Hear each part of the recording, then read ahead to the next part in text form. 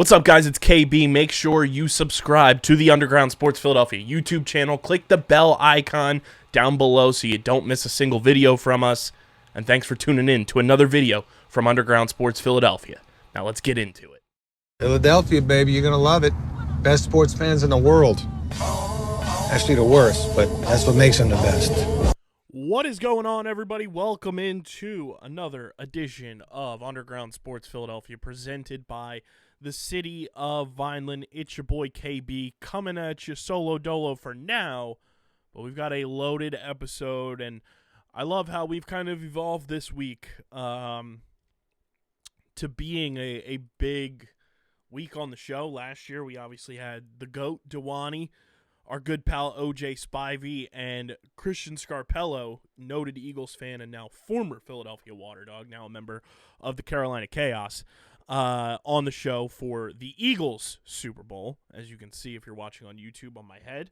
But we've got a fun episode because we are going to be joined by two of my favorite people in the sports media world, and that is the one and only Mark Schofield from SB Nation. He covers the NFL. He covers F1.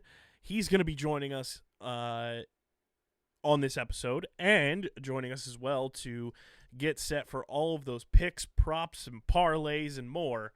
The one and only Adam Rosenberg, who, if you're not following Adam, you're really doing yourself a disservice if you're a gambling fan. So, big show. Plus, we've got to talk about the Philadelphia Eagles, the latest move with the Birds. We've got to talk about the Sixers just not caring whatsoever about this team, the fan base, Joel Embiid, Tyrese Maxey, and more. But yeah, it is the NBA trade deadline happened, and I wanted to wait to record this episode because of that. So here we are recording this on a Thursday. But it's episode number 818 of Underground Sports Philadelphia, presented by the City of Vineland. And the City of Vineland Municipal Calendar features city-organized, city-sponsored, and city-affiliated events that are of public interest. The calendar, which is accessible at vinelandcity.org, is a good way for residents and visitors to build awareness, remain engaged with city government, and participate in local events. You can also follow the City of Vineland on their social media platforms, whether it be Facebook, Instagram, LinkedIn, or YouTube. And through these tools, you can stay connected to the community and get important announcements about programs and services offered by the city, Vineland, New Jersey, where it's always growing season. And big thank you to Security 21 Security Systems and Paul J. Gillespie Incorporated for their continued support of this podcast.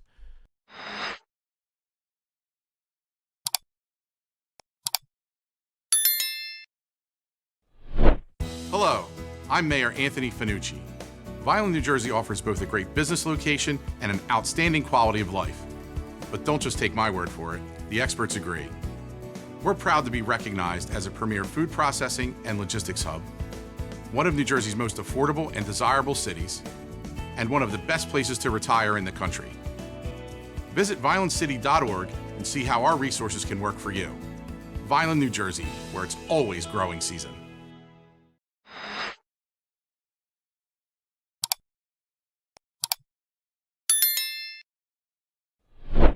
We are going to dive right into the Eagles news, everyone, because it's massive news, and it is that a franchise legend is moving on.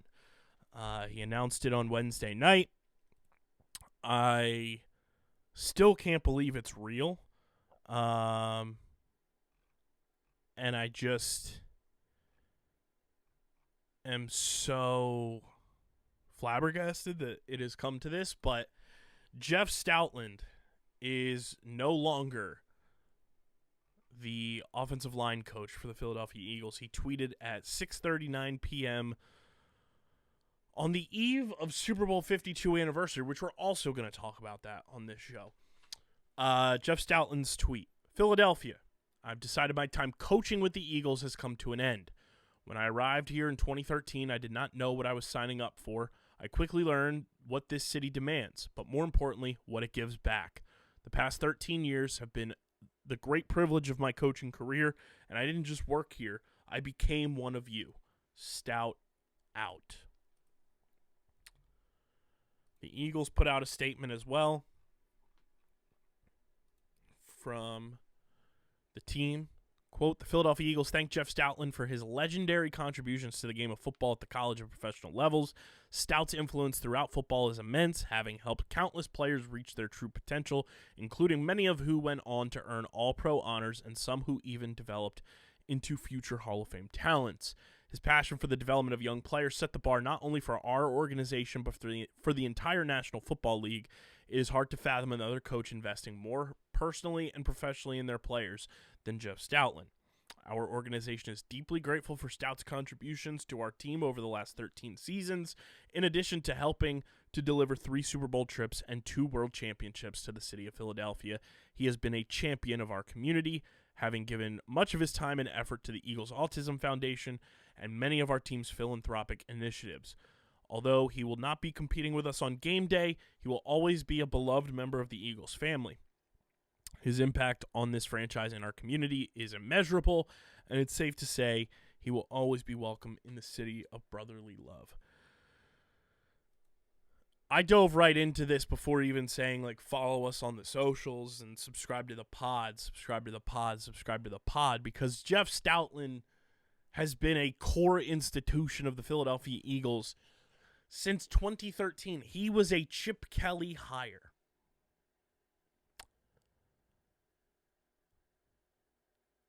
He's the reason Jason Kelce developed into what Jason Kelce was. He's the reason Jason Peters reached his full potential. He's the reason Jordan Mailata worked and has worked. He's the reason the tush push worked. He's the reason Saquon Barkley did his thing in 2024. Jeff Stoutland is such a vital member of the Philadelphia Eagles and just Philadelphia Eagles lore that, like, it's hard to imagine the organization without him. I'm going to miss him dearly, but I think it also goes without saying, and it would be wildly hypocritical to say this because I brought it up during the season. The run game, the offensive line, they were not good. They were not good this year. Point blank, simple. They were not good in 2025. And Jeff Stoutland was the run game coordinator for a majority of the year. I'm not blaming the offensive line injuries on Jeff Stoutland whatsoever. But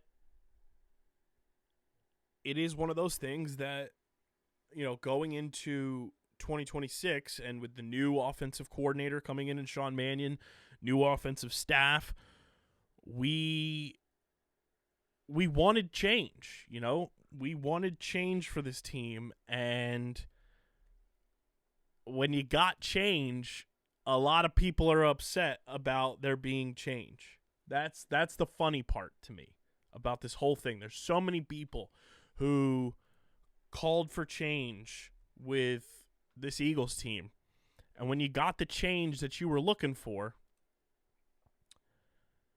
you're upset all of a sudden. I don't understand why it's, like, difficult to realize, like, hey, sometimes guys just want to move on. You know? Like, sometimes you just want to have the coach that you are giving full autonomy to the keys to the castle, which it feels like that is exactly what the Philadelphia Eagles are doing. It feels like the Eagles are allowing Sean Mannion to be the guy and be the one to determine how this thing is going to look. And quite frankly, I'm fine with that. I'd much rather Sean Mannion be comfortable with the system he's going to run and be comfortable with the coaching staff that is going to be here and know that those guys are on board with his vision. Like, this is his offense now. And we got to realize that as fans. We hate change as humans. Okay? It's just an inherent thing. We as humans do not like change. But sometimes you need to change in order to move forward. And if the Eagles want to move forward, they have to change. They have to make adjustments. They have to be better.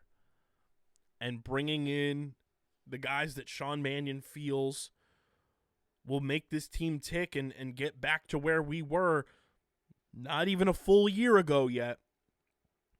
And being Super Bowl champs and adding 3-time Super Bowl champions to a hat and to merchandise and everything, you got to adapt. You've got to change. And unfortunately, that means Jeff Stoutland is moving on. Ian Rappaport's tweet said that Stoutland will still remain around the team.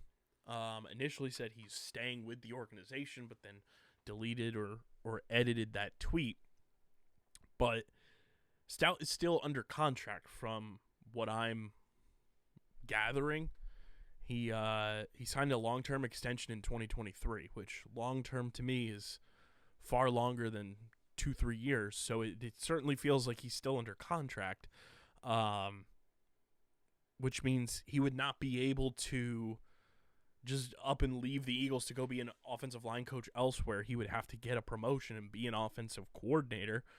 So it feels like Stout is going to be around the team in an unofficial capacity, unless he chooses to full-on retire, which, like, hey, I'm not going to blame him for that either. He's 64 years old. Like, he's been coaching for a long time. Not everyone stays around and coaches until, they're ready to keel over. And, like, Stout has a family. Like, I'm not blaming him one bit for not wanting to kind of conform to a new system and rework his philosophies. Now, one thing that I will be intrigued about is how the draft goes now and how the Eagles approach drafting offensive linemen and what will go into that. I certainly can almost, lock in that we will not see many project offensive linemen being drafted by the Philadelphia Eagles anytime soon. It feels like if they're going to draft offensive linemen, it's going to be finished products or as close to finished products that we've ever seen. So that is something that I will certainly be keeping an eye on as the process of hiring a new offensive line coach kind of comes to fruition. But Jeff Stoutland is one of the few assistant coaches that should break the mold and should be in the Pro Football Hall of Fame for his contributions to the game. 13 years with one organization is a tough thing to do at any coaching position, let alone being an offensive line coach when you've had so much turnover. You go from Chip Kelly to Doug Peterson. Well, Chip Kelly to Pat Shurmur to Doug Peterson to Nick Sirianni, and to go through 3 coaching regimes, 2-time Super Bowl champion, 3 trips to the bowl in your tenure, is pretty damn special. And it's not like Stout is going out on bad terms with the organization. I think Jeff Stoutland and Jeffrey Lurie and Howie Roseman have a very big mutual respect for one another. And I don't think there's any bad blood there. I'm not saying there's bad blood with Nick Sirianni either. I think the reports about the run game coordinator title and everything, like, I saw, multiple reports about it, and it feels like when the run game switched over, things did shift a little bit, and it was almost like Sirianni, and, we can blame Kevin Patullo for a lot of things, but it felt like they were trying to figure something out, which is what Sirianni's job is as the head coach, is trying to fix things that are broken. And when the run game was as bad as it was, when the offensive line was as bad as it was, you had to try to figure something out. And it was almost like they met without trying to disrespect Jeff Stoutland, but by not informing him that they were meeting to make these changes, it also rubbed him the wrong way, which, like, he is totally entitled to those feelings. But it almost felt like Nick Sirianni and Kevin Patullo were doing this to not offend Jeff Stoutland, but in the end of it, it rubbed him the wrong way to a degree. I'm not buying that it's like this huge thing that some of these rage bait, reporters and rage bait, headlines are out there saying. But I do think to some degree, like, that was, Patullo and Sirianni trying to not offend a franchise legend who was treated as such and make it so that, they didn't disrespect him. But Jeff Stoutland also has every right to feel like he was slighted or had his role changed and all of that good stuff. And I'm not going to blame him for that. It's his philosophy, and he was coming into this season with this title and thought that he, was running the run game and the offensive line, and when that changed, he felt like he didn't deserve that title anymore. I hope he doesn't go anywhere else. I hope that, he's able to stay around the Eagles and kind of help the new man in charge of the offensive line. It is crazy that it's, 13 years. Like, Jeff Stoutland's tenure as a teenager. When he got started here, I was a freshman or sophomore in college, the 2013 season. Like, that was a long time ago. That's crazy to think about. I'm going to miss Stout. He's an absolute legend and cannot thank him for his services enough. A tip of the cap there to the one, the only Jeff Stoutland. And as you all know, our tip of the cap is brought to you by our friends over at 47. Guys, I'm rocking the brand new Past Champions Legends Collection. I don't know if it's called the Legends Collection or not, but it's the Past Champions for the Super Bowl from our friends at 47. I had to get my hands on this one. Like, the gold finish, showcasing just how sweet it is. It's just a beautiful, beautiful hat. It is the, let's see here, if I can find what the item is. This is great job, Kyle. Great job. Anyway, 47 is truly, they're the best in the game, guys. You all know that. I rock 47 exclusively on my head every single podcast because they are the most comfortable headwear in the game. They are the cleanest designs in the game. They're just simply the best. Like, there's no doubt about it. When you rock a 47 hat, you feel the difference. They are truly the best in the game. Use our link in the description. Shop all of their collections. They just dropped the flag-bound collection for Major League Baseball. They've got the dueling Super Bowl collection. They got the Peacoat dogs out there, the NHL Shield collection, the Super Bowl Premium collection. They just dropped the 47 Gallery with past champions as well, which looks absolutely sick. I want to see, maybe they have an Eagles one. Seeing the Bear. Yeah, they do. Oh, man. Oh, man, these are sweet. These are sweet. This collection is awesome. This is the 47 Gallery. In celebration of 47's decades-long history of designing Super Bowl headwear and apparel, they're launching a limited collection to celebrate the brand's rich graphics heritage, past, present, and future. They have designs for the Chicago Bears, the dumb team in Dallas, the Eagles, the Packers, the Steelers, 49ers, and Patriots. The Eagles gear is amazing. Holy moly. I've never been more enamored. And this is why 47 is the best, because they have designs that pop, and you're just blown away by how awesome everything looks. Use our link in the description. Get free shipping on all orders when you join the 47 family. Truly the best in the game. Cannot thank 47 enough for being a proud partner of Underground Sports Philadelphia and the official headwear partner of Underground Industries. Jeff Stoutland is gone, but let's reminisce on a team that Jeff Stoutland was a part of, and that is the Super Bowl 52. 8 years ago, the Eagles win their first Super Bowl in franchise history. That is why this hat exists, with the LII right there. Nicky Foles doing the thing. And genuinely, I know I bring this up every year on the show since we've started, like Super Bowl 52 happening and the way that it happened and when it happened and how it happened and everything is the ethos of this podcast and now this company existing. Without Super Bowl 52, I genuinely have no idea where we would be if this whole operation gets going the way that it does, what I would be doing without that Super Bowl, which I will bang my fist on the table. Yes, I loved Super Bowl 59. I loved going BTA against the Chiefs. From a pure game perspective, from being an objective fan, I will battle time and time again from a pure overall game start to finish perspective. Super Bowl 52 is the most entertaining Super Bowl of this century. Hands down. Like, tell me a more entertaining Super Bowl start to finish. I'm gonna read down every Super Bowl of this century. You tell me in the comment section.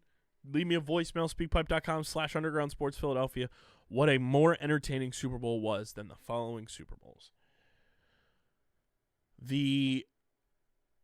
We'll start with the 2000 season, so it's the 2001 Super Bowl. Ravens 34, Giants 7. Yawn. Patriots Rams 20-17 in 2001. Yawn. Bucks Raiders 48-21. Don't even talk to me about it. Patriots Panthers 32-29. Meh. Eagles Patriots. Meh. Steelers Seahawks. Colts Bears. Meh. Giants Patriots 17-14. There was theatrics, but from start to finish, not a great game. Steelers Cardinals. Meh. Saints Colts. Meh. Packers Steelers. Pretty solid. Pretty solid. Giants Patriots Part 2, meh. Ravens 49ers, that was a great game. Don't get it wrong. That was a great game. Seahawks Broncos. Patriots Seahawks, entertaining, but it came down to that final play to like put the feather in the cap there. Broncos Panthers, LOL Cam Newton. 28-3, very entertaining game. Don't get me wrong, but you know the Falcons were going BTA for a while, then the Patriots go in that comeback and win in overtime. Eagles Patriots 41-33, followed up by Patriots Rams, then Chiefs 49ers, then Bucks Chiefs, Rams Bengals, Chiefs Eagles, another entertaining Super Bowl even though bad result. Chiefs 49ers, and then Eagles Chiefs. Super Bowl 52 had every possible dream storyline you could want. The underdog aspect for the Eagles. The Philly special. Brady throws for over 500 yards. Sets a new Super Bowl record. Corey Clement, the local legend, scores a touchdown. Zach Ertz scores the game-winning touchdown after Gronk scores his own touchdown to put the Patriots up. Jake Elliott, the rookie kicker, with 3 massive field goals.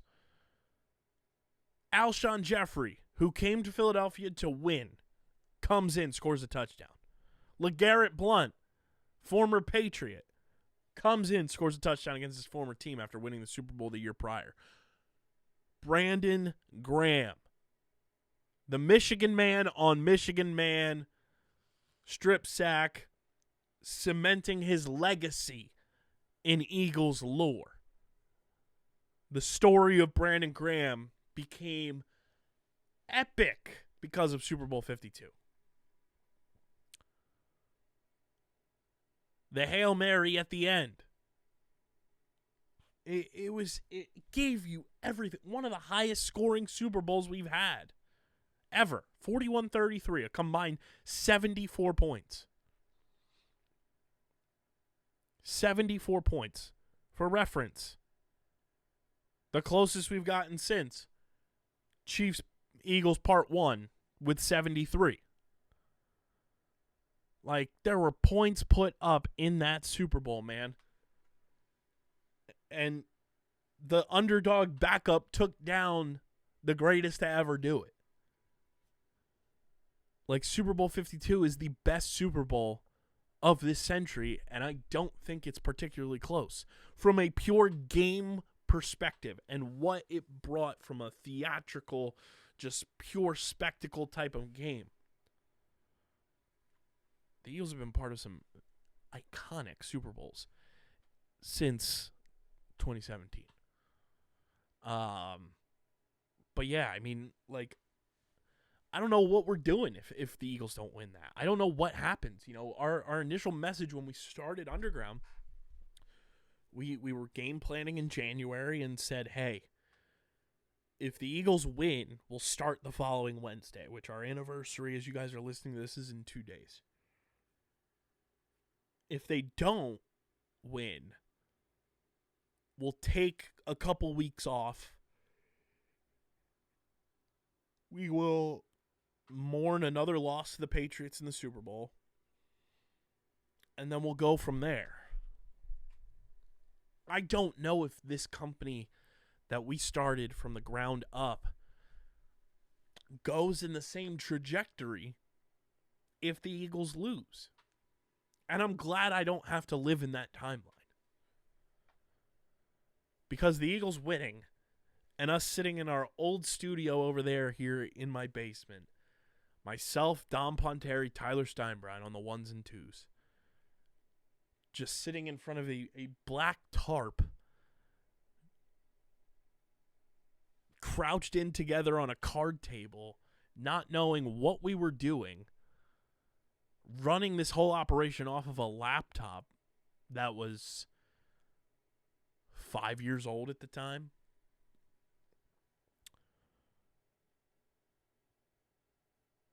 And we've evolved it into this 800 some odd episodes later. And we wake up after that first episode of just talking Eagles on Facebook and hundreds of views. And we were like, holy cow, we got something. Now, my biggest gripe with myself is I wish we would have started on YouTube from the jump, because who knows how many subscribers we would have. Please subscribe. But yeah, I mean, like, my dream guests on this show are Nick Foles, Doug Peterson, Brandon Graham, Jason Kelsey. That whole, like, if I could sit and interview as many of that Super Bowl 52 team as possible, that's like bucket list, because they are the reason I'm sitting here right now in front of this microphone talking to all of you into this, webcam with this setup, is because of the 2017 Philadelphia Eagles. And it's always a special day to me. February 4th, February 7th, February 9th. Are all like super special days. You know, February 8th, obviously, with the parade and everything. That also, the 7, 8, 9. Like, February 4th, we win the Super Bowl. February 7th, we record the first episode of the podcast. February 8th, we go to the parade. February 9th, the first episode of the podcast drops. And, like, on Apple, Spotify, and all that kind of stuff. It's a wild story that one day I hope I get to, like, write a book about or be interviewed about. And, we're that next big media company startup, and it's because of Super Bowl 52. And it's a day that I will always remember for a multitude of reasons. It is the day that began the rest of my life. The clock hit 0 in Super Bowl 52, and my life changed forever. And it's kind of crazy to, like, sit and think about that as we're on the horizon of year 8 of Underground Sports Philadelphia. That as soon as that Hail Mary pass from Tom Brady, who would also be a dream guest to thank Tom for not winning that game, even though he had the game of his life, because I wouldn't be here without Tom Brady dropping that pass that he was supposed to catch without getting strip sacked by Brandon Graham and being recovered by Derek Barnett and throwing an incomplete Hail Mary. Thanks, Tom.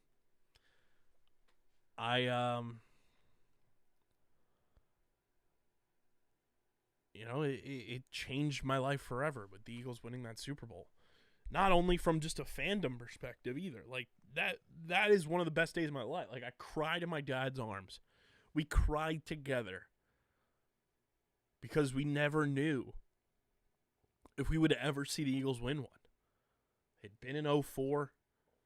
They get back, and they get the revenge against the team that knocked us out of winning what could have been our first one when I was a kid. You know, my dad has been a lifelong fan. My mom has been a lifelong fan. And just to have that moment of, like, holy shit, we did it. And to just, like, let the emotions run free was next level. And it's a day I will always, always, always remember, man. It's just an incredible, incredible time. And, you know, we live tweeted like it was Super Bowl 52 again on Wednesday night, which was fun to kind of just, you know, go through the highlights and see what was out there.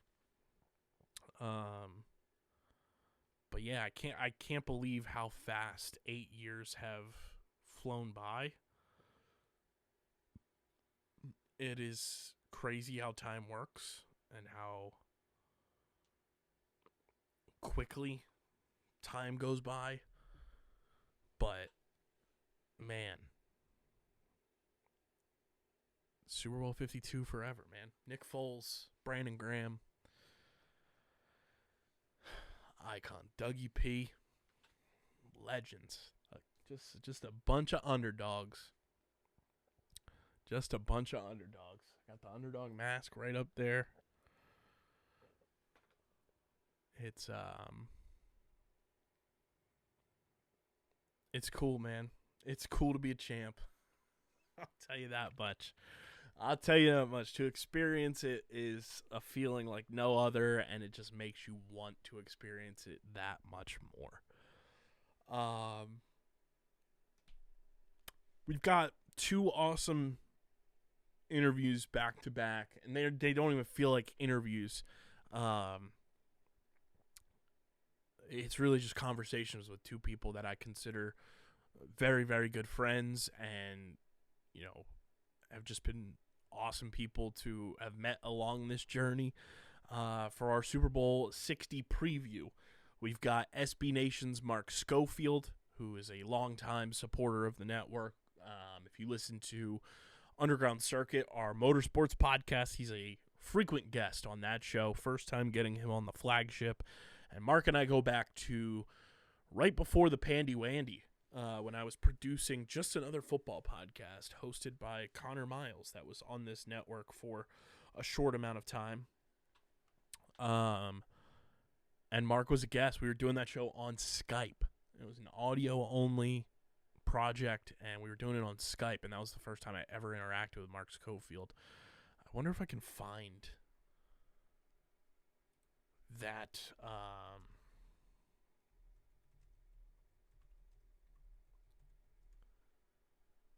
that episode. I wonder if that episode is on here.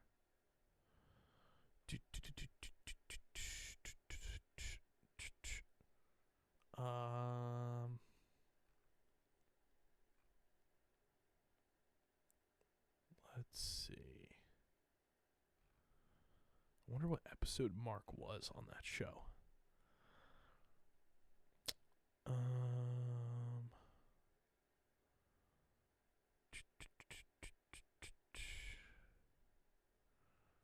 did the Titans. Oh yeah, episode 2. Free agency with Mark Schofield. What else did we do? We said Connor now joined by Mark Schofield. That was when Mark was working for the NFL Wire. And that was to discuss Tom Brady leaving the Patriots, Phillip Rivers, Malcolm Jenkins, and more. That's crazy. Episode 2, Teron Davenport, Mark Schofield, Johnny Kinsley.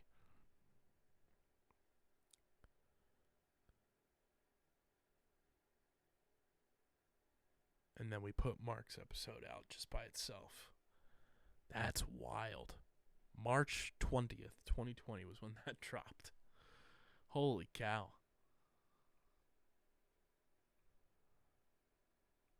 That's wild. That is wild. The show lasted 3 months. 19 episodes. Just missed the threshold for the 1% of podcasts.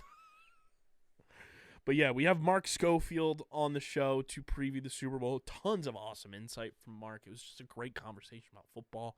And we talked some Formula One too, which was a lot of exciting info in there as well. And then we are also joined by Adam Rosenberg, sports gambling aficionado. What better time to talk a little gambling than Super Bowl 60? We talk some Super Bowl props. We make a parlay for the big game. And we also talk some Eagles and some Phillies as well, as Adam is a Philly guy. Big Phillies fan, big Eagles fan. So we talk some of that as well. Very awesome conversations. Before we kick it to Mark and Adam, I want to talk to you guys about a couple of our pals. First off, Kenwood Beer, the official beer partner of Underground Sports Philadelphia. It's a refreshing light beer, just 4.1% ABV, 120 calories, just 8 grams of carbs. You guys can go to kenwoodbeer.com, use the Kenny Finder to see who's got Kenwood Beer on tap in the Philadelphia, Pittsburgh, Maryland, New Jersey, and Delaware areas. You can also find Kenwood Beer at your local liquor stores in those markets. Again, that's kenwoodbeer.com. Use that Kenny Finder. Must be 21 or older to do so. And as always, guys, please drink responsibly. Also want to talk to you guys about a new pal, Code 118 Wallets. Code 118 Wallets, guys. Let me tell you, I got Instagram targeted ad by these guys. I ordered 2 of their wallets. I am never looking back. Code 118 Wallets are impeccable. 2020, they were founded with one objective: to reinvent the outdated and overpriced EDC industry. Their mission was simple: to create cutting-edge, minimalist essentials that function seamlessly and last a lifetime. The meaning behind Code 118 comes from the 118 incredible and unique elements in our universe. We strive to craft our product from the best of these elements, including carbon, aluminum, titanium, and more. By eliminating the unnecessary and using only the highest graded materials available, they turn the outdated items you carry every day into technological achievements designed to aid your best life.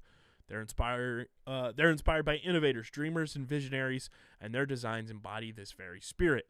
Their products are made for those who love adventuring, creating, and daring to disrupt the norm. It's the best wallet I've ever owned. It's truly incredible. They have a lifetime guarantee as well. You can shop their Valentine's Day sale up to 62% off right now. They've got wallets, wallet add-ons.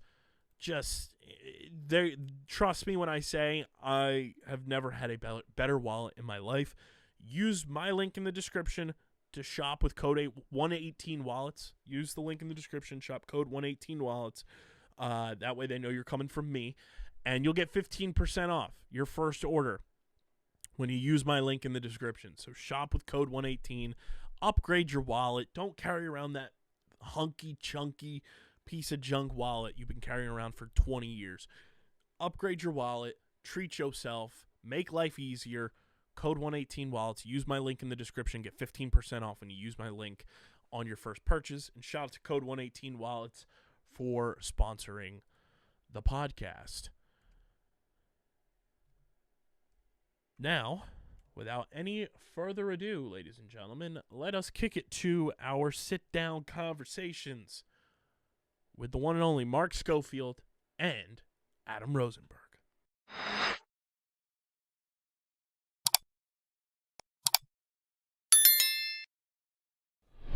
All right, everybody, we now welcome on a very, very, very special guest. It is the one, the only Mark Schofield from SB Nation, covers the NFL, covers Formula One. If you are somehow a crossover listener from our flagship Formula One show, Underground Circuit, you very much well know Mark, but finally happy to have Mark on this show. Thanks for joining us for Super Bowl week, Mark.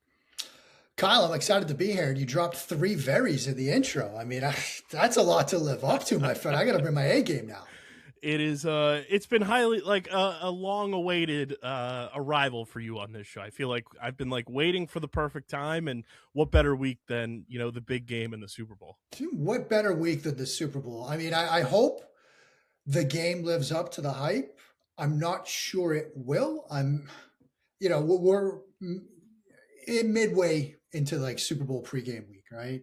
And this is where the paralysis by analysis starts to kick in. You start overthinking everything. You start wondering if you're making things up, if your eyes are really, telling you what you're seeing when you watch film and things like that. But I don't know. The more I think about this game, Kyle, as a Patriots fan and not just an objective observer, the more nervous I get. Yeah, I mean, it is one of those interesting games where I feel like whichever defense makes the play is probably going to win the game based on how well the Patriots defense progressed as the season went along, and then just how damn good the Seahawks defense was pretty much all year. Yeah, I think you're exactly right. And it scares me in a way because I can't help but think about a Super Bowl that you and I know very well, that Eagles-Patriots Super Bowl from a couple years ago. And I remember going into that game, one of my biggest fears was Philadelphia's ability to get pressure with 4, what they would do when they would kick, say, Brandon Graham inside against Shaq Mason. And my biggest fear going into that game, Kyle, was they're going to get a strip sack, a pick 6, something when they kick Graham inside. And that's exactly what happened at the end of the game to seal that win for Philly. I have a similar fear from a Patriots perspective going into this game with Seattle's ability to get pressure with 4, New England's inability, particularly in the playoffs, to protect Drake May. Left tackle Will Campbell, I think he'll be a very good tackle in this league at some point. This Super Bowl might not be when it happens. He struggled at times in the regular season. He comes off an injury, comes back for the playoffs. He has struggled at times here in the playoffs as well. And a defense that can get pressure with 4 consistently, they've got good edges. That matchup really scares me. Yes, New England's defense has been very good, particularly since their bye week. But a lot of that is who they've played. A lot of that is context, right? You go up against the Chargers and they don't have their 2 left tackles. You go up against CJ Stroud and all he wants to do is throw interceptions. You go up against Jared Stidham instead of Drake May. And so there's a lot of context, I think, Kyle, that goes into how well New England's defense has played recently. How much do you buy into, as a Patriots fan and then just from observing the NFL as a whole, the whole schedule talk about the Patriots and who they played this year and the way that they were able to kind of just take advantage of, the opponent on the schedule? And I feel like we do this with every team whenever there's some sort of overachievement where it's hey, you play who's on your schedule, and, that's who the Patriots had to play. But how much, do you put into the level of opponent the Patriots have played this year as a whole, and then comparing that to what the Seahawks are? Yeah, I mean, it's a historically easy schedule. Easiest schedule since the 1999 Rams, right? You're talking about 11 of the teams that they played changed head coaches in the past couple of weeks. I mean, you're talking about Miami, they fired their coach. You lose to the Raiders, who fired their coach. You lose to the Titans, who fired their coach before that game. You lose to the Giants, who fired their coach that game. You only played 2 teams that had winning records, Buffalo and Baltimore, and you went 1-2 in those games. You are talking about a team that, or you went 2 in one of those games, but still, you lost one of those. Oh, wait, no, I take that back. It was Buffalo and Pittsburgh were the 2 teams that had winning records when they played them, and they went 1-2 in those games. And so it's a very easy schedule from that perspective. And also when you look at, again, the context of the playoffs, yes, they've played some tough defenses in the playoffs, but there's context there too, with Stidham being out, with the tackles being out for the Chargers. There's context, obviously, with Stroud and all the turnovers. It's been a very easy schedule. And I think you have to take that into consideration when you look at the schedule that the Seahawks had to get through. Look at the fact that 3 teams from the NFC West make it to the playoffs. You know, they have to beat the Rams 3 times in 3 pretty good games just to get here. The caveat to that is this, Kyle. That 1999 Rams team that had the easiest schedule in the last 50 years, they won the Super Bowl that year. You know, they beat the Titans that year. And so, yes, it's a factor. Yes, it's something to consider. Yes, it's part of the analysis that is going into this game. But I don't think it's a reason to suddenly look at New England and say there's no way they could win this game. Yes, it's again, we're on the cusp of the Olympics, right? Herb Brooks, before the 1980, semifinal game against the Russians. You know, you play these guys 10 times, they might win 9 of them. Seattle might win 9 times out of 10, but it just takes one time for New England to win this game. When you look at Seattle's defense and just the way that they've pieced together what I think is the most important part of the defense is building in the trenches, and you have Leonard Williams kind of have like this, career renaissance after escaping the doldrums of the New York Jets. And you have DeMarcus Lawrence looking like a genius for saying what he did, having to leave Dallas if he wanted to go to a Super Bowl. And now that's where exactly he is. What do you make of how Seattle has built the trenches and just how much that has been, kind of the baseline for their entire defense's success with how well the secondary has played and just their ability to get after quarterbacks with that front 4? It's massive for them, because what they've really done is change the numbers in so many different ways, right? We always say going into a game like this, if this team can get pressure with 4, they're going to win, right? It's the easiest thing for people like us to say. But in Seattle's viewpoint, they live by that. Not only do they blitz at a very, very low rate, they still get a ton of pressure, and they do it with just 4, and it allows them to drop 6, drop 7 into coverages at times. That gives them such a numbers advantage in the secondary. They play primarily out of sub packages, nickel and dime. Nick Montefiore has done a fantastic job, the rookie, who might be Defensive Rookie of the Year, at sort of being an extra linebacker in the box. His versatility is huge for them. But they can, and I wrote about it earlier this week, Kyle, they can consistently stop the run in sub packages. They will dare you. They will stay in nickel. They will stay in dime. There was a play in the NFC Championship game where the Rams, who loved, using 13 personnel, 3 tight ends, they were stopping run plays with nickel and dime when the Rams were in 13 personnel. When you can do that, you have such an advantage as a defense. And yes, it starts, Kyle, in the trenches. It starts with Williams. It starts with Lawrence. It starts with those guys up front. That is going to give them a massive advantage on Sunday, because if you could stop the run when New England goes with, fullback looks, when they go with 2 tight end looks, if you could stay in nickel, stay in dime, still stop the run, and yet have a numbers advantage, get in pressure with 4 when Drake May drops the pass, that's a very good thing to have going for you as a defense. To kind of piggyback on that too, both Patriots running backs have run the ball well in the playoffs, but if Seattle is able to stop the run the way that we've seen them do, how much additional pressure is that on someone like Drake May, who we've seen have, the fumble issues, and, part of that you can chalk up to the weather, what have you, in Denver, but how much added pressure, on such a big stage at this point in his career is that going to be when he's facing such a veteran-laden defense, if Seattle's going to be able to stop the run like we've seen them do? Yeah, it adds a massive lot of pressure. And look, Drake May had a fantastic regular season. Patriots generated 69 explosive passing plays this year, if you're going by 20 yards or more on a passing play. That was second only to the Rams. But those numbers have cratered in the playoffs, partly because of the defenses they've gone up against, partly because of the struggles to protect Drake May, and partly because I don't know if they've coached him to avoid turnovers at this point. I don't know if they've really focused on the quick horizontal passing game. I don't know if it was the weather in Denver. And look, the weather against Houston, I don't know if it's a combination or constellation of all of this stuff. But that offense has not been explosive. And if they can't run the football and this turns into a Drake May go out and throw us into a victory, I don't know if they could do that against this defense. I don't know if they could do that with how this offense has played in recent weeks. And so, yeah, man, if they can't get the run game going, if it's a situation where you're suddenly getting some 3 and outs, or you're getting into 3rd and longs, which has been a problem for this team in the playoffs, all these reasons why I'm, like I said, Kyle, a little bit nervous, and getting more and more nervous by the day, by the show, by the hour about this game as a Patriots fan, because it's just harder and harder and harder to see how this breaks New England's way.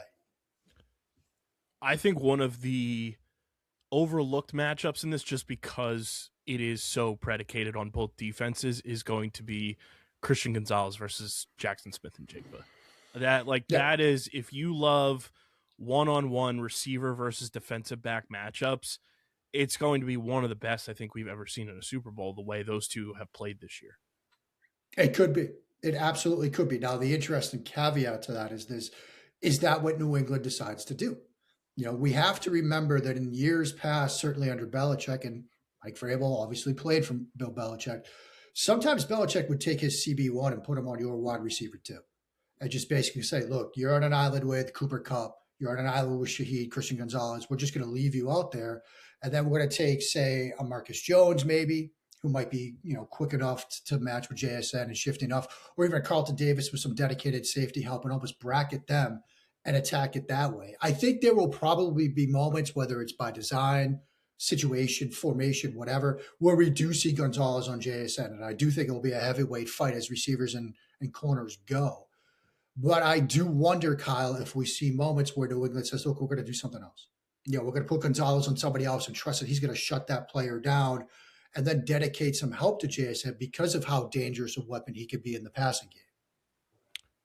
How impressive has he been from just an overall NFL, observer level? This season felt like the season of JSN. Absolutely. And you think about how the numbers dipped a little bit, after his incredible start, and he still had the production he did. It's been phenomenal. I mean, it's been absolutely the kind of like breakout campaign you hope to see it. It's, yet more indication that, look, they're just turning out incredible wide receivers at Ohio State. And now you're looking at Tate coming out, obviously Smith in 2 years. It's wide receiver you right now. He's so tough. He's so, the short area change of direction, quickness, stuff like that. But he's got launch speed as well. He is such a nightmare for defenses, for opposing defensive backs. And yes, that's why I think a lot of us want to see Gonzalez against JSN, because these are two young premier players at their respective positions, and going up against each other on the game's biggest stage would be fantastic to see. But New England might want to avoid that. They might want to have two on JSN because of how good he's been. It is crazy how Ohio State has gotten the wide receiver U moniker, and yet Ohio State quarterbacks do not translate to the NFL whatsoever. Yeah, and you wonder if it's just because the wide receivers are so good that they don't have to do that much, right? You don't have to read out a concept. Just trust where JSN is. Just trust where Tate is. Just trust where Smith is and get him the ball downfield. We'll see if that continues, in these years coming ahead with saying and stuff like that. But I think that's part of it, Kyle. They've got such talent at the receiver position. It makes life so much easier for the quarterback, and the developmental curve isn't what you might want it to be for a quarterback to come out of college and have success, sustained success throughout their career. How impressive has Kenneth Walker been to you? Just watching him, especially, when Charbonnet goes down and he, takes over more of, responsibility in that backfield. I just think he's one of the most exciting running backs when he's healthy, that you put the ball in his hand, like he can take it to the house at any moment. Yeah, I mean, he's a home run hitter as a back, and that's such a weapon to have in today's National Football League. Because yes, the run game is coming back, and teams are running the football more, and certainly Seattle, with Darnold and what they've done, like they do want to run the football, and I think that's going to be a part of their game plan on Sunday. And he's going to be massive for them. He's been massive for them, and I think that ability as a back to finish to finish plays coming forward, to pick up extra yardage after contact, and to be that home run threat on a down-to-down basis is massive for an offense. It's been massive for Seattle this year, and I think it will be yet another reason why they have the edge going into Sunday. How much do you think the Titans and Ravens are kicking themselves for not having Vrabel and McDonald still in the fold after the coaching carousel that the Titans have been since Vrabel left, and then obviously letting Harbaugh go this year, and now them bringing in their new regime, which looks like a great coaching staff on paper, but seeing both of those guys, and then on top of that, the Atlanta Falcons have to just be in absolute turmoil after interviewing both of them. That's where I was going to go first, was that post on social media that we saw where, they interviewed Vrabel, they interviewed McDonald, and they hired Raheem Morris, who they just fired this past couple of weeks. Yeah, I mean, I think the Titans, I think other teams have passed on these guys got to be frustrated right now. It certainly seems like both Seattle and New England, when they made these hires, Seattle obviously before last season, New England before this season, it looks like they got the right fit. It looks like they got that culture part down. Certainly what Vrabel's done to turn this team around. And yes, schedule and all that stuff played a role, but to take a team from 4-13 2 previous years, get them to the Super Bowl. First team in NFL history to get to a Super Bowl after losing 13 games. That's a massive accomplishment. And with what McDonald has done to get this team to a Super Bowl, with what he's built on the defensive side of the ball, massive accomplishment as well. And so, yeah, I think any organization that interviewed one of those guys or both of those guys and passed on them has to be feeling pretty rough right about now. What do you make of the Seahawks being God's team with the divine intervention that they have whenever a new pope is elected? They win 13 games, they get the 1 seed in the NFC, and then they at bare minimum get to the Super Bowl. I mean, look, we find conspiracy theories. We find things like this everywhere, right? Like I remember the morning after the conference championship games, people pointed back to that graphic from opening night where you've got somebody from every team on their way to, Santa Clara, and there's Darnold and May up front, and even Scott Hansen's running with it. Look, we love things like this because at the end of it, look, it's loosely controlled chaos. It's barely controlled chaos, to sort of steal a line from Days of Thunder, right? Who knows what happens in an NFL game? Who knows what happens over the course of an NFL season? But when you have these things like this that point to some sort of preordained, to use perhaps the perfect word, result, we like to make a little bit about it. And so, I mean, I wrote about that graphic conspiracy theory. Ricky O'Donnell wrote about the Pope theory. I'm sure however this game turns out, we'll have new theories. I'm sure once we see the logo for Super Bowl 61, we'll start diving into the colors because that's another one that people love. So, yeah, I mean, look, you got a U.S. Pope and the Seahawks are back in the playoffs and then back in the Super Bowl. I mean, I guess it is, as I said, preordained. Yeah, it is crazy coincidence where in the 21st century, 3 times it's happened and it's all been under a new Pope regime. Something to be said for that.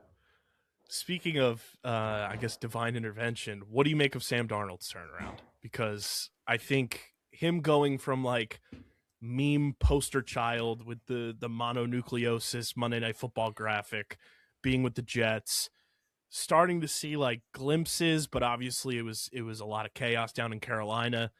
Then he, goes and sits on the bench in San Francisco and is a backup in 2023. And then he has this, coming out party last year with Minnesota. And everybody was like, is this just a flash in the pan? Was it Minnesota's defense? And then he goes to Seattle, makes Mina Kimes look kind of silly with her tweet about moving on from Geno Smith. Yeah. And Sam Darnold is right back at it, 14 games again, and now he's, in his second Super Bowl, playing in his first. What do you just make of just like this career arc for Sam Darnold, who went from, this stoic number 3 overall pick, the New York Jets franchise savior, to, journeyman that has really found a spot out west now? I think, and not to get too sort of, philosophical for a moment, Kyle, it's a great life lesson. It's not just quarterbacks that need to find their level, that need to find their place. Everybody needs to find their place in life. And sometimes, best laid plans fall through. Life plans fall short. Life doesn't take you where you expect to go. I was a lawyer for 10 years, and here I am happy the week before the Super Bowl because I'm getting to chop up a big game with you here on this show. And I'm much happier than I ever was. Sometimes it takes a little bit longer for people to find the right place for them. And that's true for us in the real world. It's true for NFL quarterbacks. And that's the Sam Darnold story. And that's the bigger lesson, I think, from, purely the X's and O's, the scheme fit, the coaching fit, the environment. It's that sometimes your journey takes a little longer, but you get to where you need to be in the end. And that's what's happened with Darnold, right? I mean, like you said, he was a meme. I wrote about it this week. The mononucleosis meme was one of the funniest things we had that 2019 season, perhaps only topped by his seeing ghost meme a couple of weeks later when he was back on the field after coming back from being sick. He was a meme. He was a joke. He was a punching bag, a laughingstock. Goes to Carolina, where he was teammates with Baker Mayfield. Goes to San Francisco for sort of an internship. Finally goes to Minnesota, gets a break because, J.J. McCarthy gets hurt. He has a chance to start.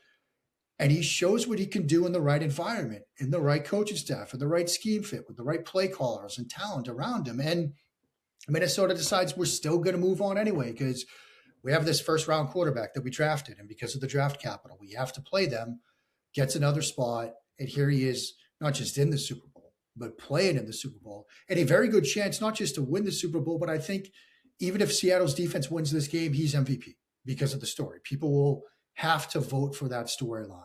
It is an important, I think, life message, Kyle, that, if you're not where you want to be or want it to be right now, give it time.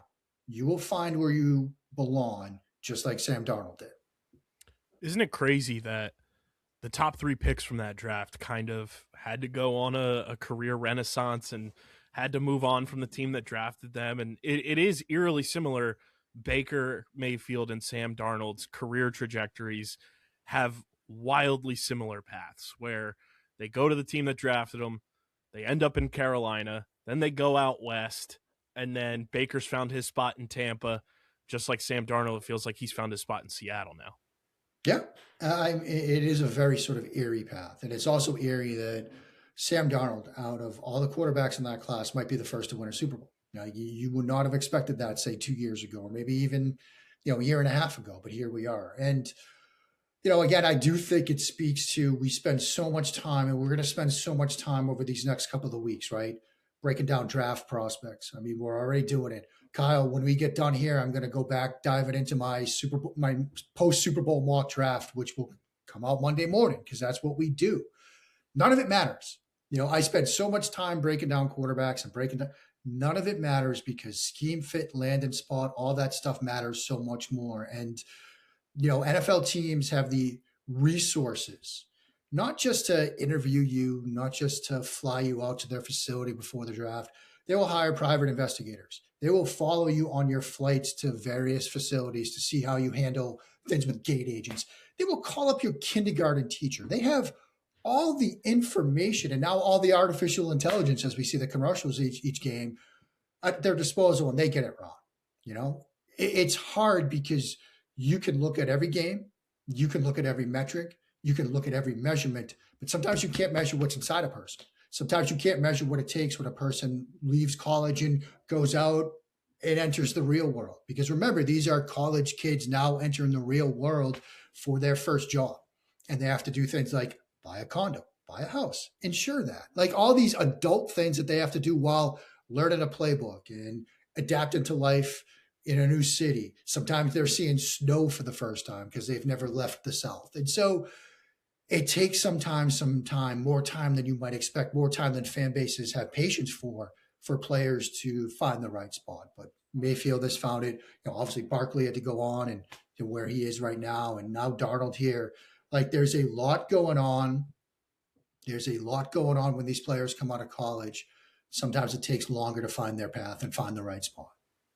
We talked about Christian Gonzalez a little bit. What do you make of Tariq Woolen and just the way that he has really, made his way into a lot of people's, frontal lobes as one of the premier defensive backs in the NFL? And, I think thankfully for him and Seahawks fans everywhere, that penalty he took in the Rams game in the NFC Championship game didn't come back to bite them. But what do you make of just his swagger? Because I think when you're a defensive back, you need some level of that. You need that swagger. You need that nobody's better than me type of mentality if you want to succeed, because on any play, a receiver can burn you, a running back can burn you, and you kind of just have to throw that out and move on to the next play.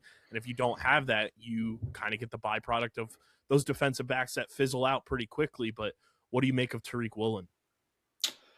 Yeah, I'm really hoping that my son, who's a baseball player, freshman in high school, who I've coached in baseball, and he's got tryouts coming up in a couple of weeks. I really hope he doesn't listen to this podcast, because I've been telling him and all the kids that I've coached in baseball, and I've coached baseball since my son was like 4, that the hardest thing to do in sports is to hit a baseball, right? Like mathematically, think about it this way. If you complete 3 out of 10 passes, Kyle, you're not keeping your job as a starting quarterback. You go 3 out of 10 from the free throw line, you're getting subbed out late game situations, or you're not making the team. You get 3 hits and 10 at bats, you go to the Hall of Fame. Mm-hmm. Like you're hitting 300. So mathematically, yes, hitting a baseball is the hardest thing to do.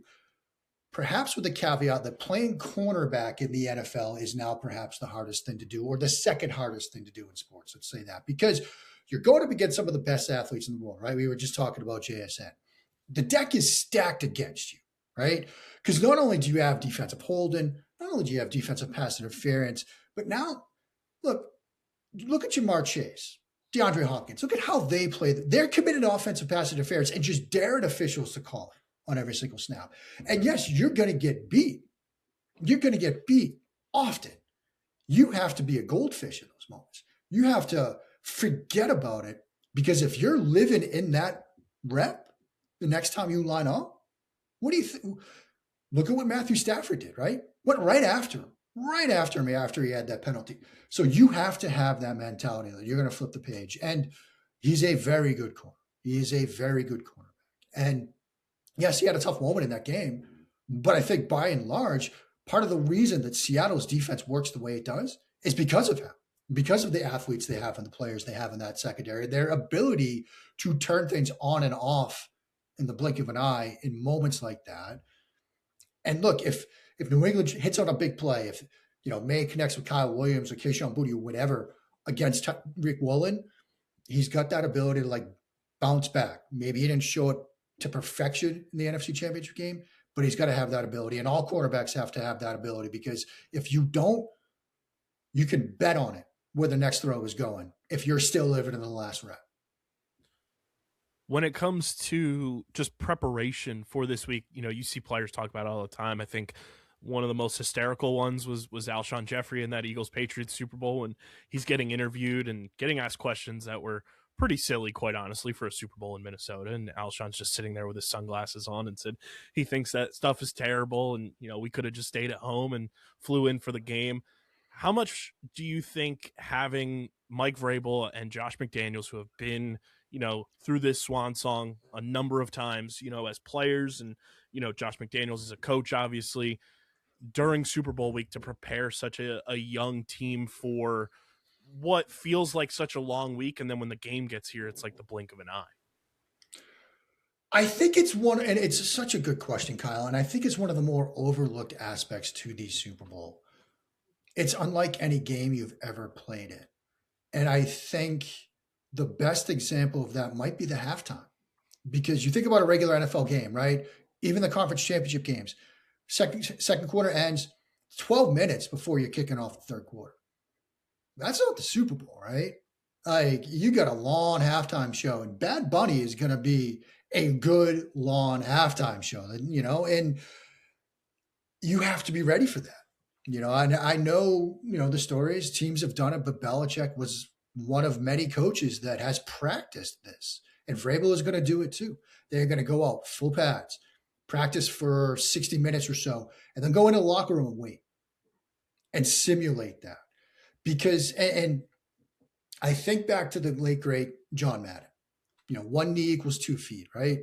One of the best books, not just about football, but about basically almost business management that I've ever written, because he talked about how football players are creatures of habit, right?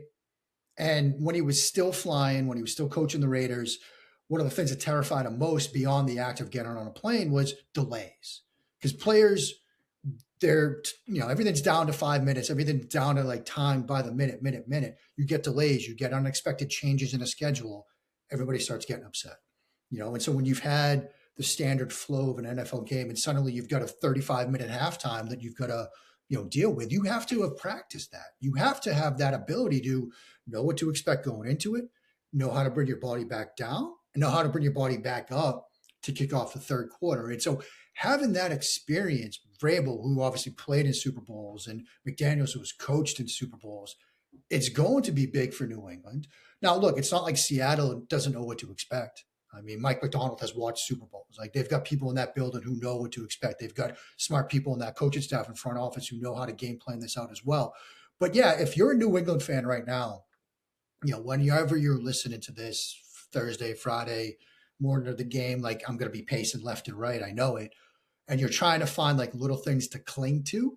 That experience might be one of those things you want to cling to. That experience of having been through this before, having been through Super Bowl weeks before, knowing what the media circus is like, the ticket requests and all of that stuff, how all of that unfolds over the course of the week, build it into the pregame hype, the pomp, the circumstance, all the chaos that's going to happen, the flyovers, America the Beautiful, Green Day going nuts. Like it's a global event.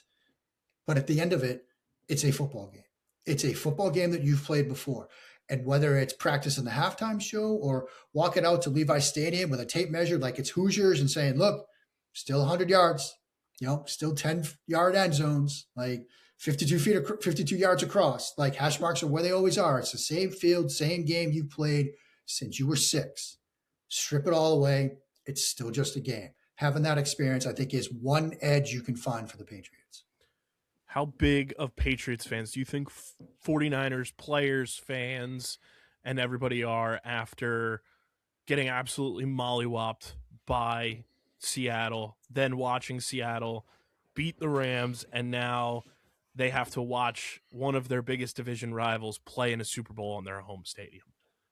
That's going to be tough. I mean, look, obviously there were, Niners fans that thought, hey, we can win this thing at home, right? Like, it was almost like you look at the college level, the Hurricanes. They thought, hey, we could win a title at Hard Rock Stadium. We can win it at home. And so not only to get bounced out the way they did by Seattle, not only to then see your 2 division rivals in the NFC Championship game, now you have to see potentially the Seahawks on a podium, on a stage, hoisting the Lombardi trophy at the 50-yard line of your home field. That's tough. Now, look, the Niners did a fantastic job this year to get to where they got with all of those injuries. Kyle Shanahan is going to get, if he doesn't win it outright, he's going to get votes for Coach of the Year when the awards come out in a couple of nights because of that job. So, I mean, I don't think it's a situation where you're like this year is a total loss. But yeah, it's a gut punch. And 1 year, if you're a 49ers fan and you're deciding to watch anything else on Sunday night, I get it. Yeah. And I mean, there's only one player this year that has a chance to go back-to-back, and that's Milton Williams, who I think is one of the most talented players on any defense. I've been a huge Milton fan since the moment the Eagles drafted him, and I know the quote went out, during the media circus saying, the Eagles never offered him anything. Milton, Howie Roseman saw you in that Clutch Sports hoodie and knew that if you didn't get an extension done during the season, there was not even a reason to lowball you. So he let you go get your bag, which was well-deserved. How fun is Milton Williams to watch play defense, Mark? He's just unbelievable. I mean, obviously New England had a lot of money to spend, Kyle. I mean, and look, I wrote it a couple of weeks ago. Every team that was in last place this year is looking at how could we be next year's Patriots? And the recipe is hire the right head coach, have the quarterback, and I think Tennessee is thinking, hey, we could be them, right? We hire Robert Saleh, maybe Cam Ward's the guy. And the other component is you have a ton of cap space. New England had a ton of money. They had a ton of money, and they overpaid for some of these players. Like, you look at the deal what Milton Williams got, Carlton Davis, Robert Spillane, Stephon Diggs. Like, some of these deals, they overpaid for, like, if you're just looking at it through a vacuum. But they had the money to do it. They had the vision. You got to hit on that stuff. So now if you're teams like Tennessee trying to, emulate that, you got to hit on the evaluation, and you got to, bring the right players in. Milton Williams is massive. I mean, I think we're of the same mind that, as you said earlier, whichever team wins this game, it's going to be because of their defense, right? Like, I don't think we're going to see like a 42-39 shootout where one offense makes one more big play than the other. It's going to be the defense, like you said, the defense that makes that one big play. Like, again, Brandon Graham strip sacking Tom Brady. Like I predicted with Kist and Solak going into that game, it's going to be a moment like that. Could Milton Williams deliver that moment? Absolutely. Like, if New England does win this game, it will be led by their defense, their defensive front, their edges, and Milton Williams is a massive piece to that puzzle. Yeah, he's so fun. I was sad to see him go, but I was happy he got paid. And then his immediate replacement, who I've been a fan of, Moro Jomo, is doing a damn good job for the Eagles too in that rotation. I mean, Howie's pretty good at what he does, Kyle. Pretty good at what he does. Speaking of Howie, the talk since, I don't know, week 6 has been AJ Brown and all of that. I choose to think a lot of it is smoke and mirrors. I think when you look at the way AJ has kind of carried himself his entire career, he just wants to win. You know, if you go back and watch his Super Bowl parade speech, talked about everyone thought I was a diva. Everyone thought all I cared about was stats. One thing they can't take away from me is I'm a champion. And then he posts on Instagram after the Super Bowl, like, you know, he thought, you know, winning a Super Bowl was going to be the pinnacle, and he's still hungry and wants to go through that grind and win. And I think AJ realized that this year, with Kevin Patullo calling the offense, and as it went along, it almost wound up being a wasted year for him. And I think something that has flown under the radar, and we've talked about it a ton on the show, is like AJ went on, I forget what podcast it was, so I apologize to that show. He talked about after the season last year, every single day he was getting his knees drained. And, you know, we know he had the double knee surgery when he was in Tennessee. I think AJ just realizes he's on borrowed time and wants to win as much as he possibly can while he still has that time to do it. And everyone knows that if you talk about the Eagles, you're going to get Eagles fans in your mentions. They're going to click on your article and read it. They're going to, you know, angry bash it. They're going to share it. It's going to get the stupid radio station host talking about it. And that's how you make your money. You know, Diana Rossini ran a clinic this year doing that. I just don't believe that the Eagles are really all that interested in moving on from A.J. Brown going into next year with the new coaching staff coming in to work with this offense.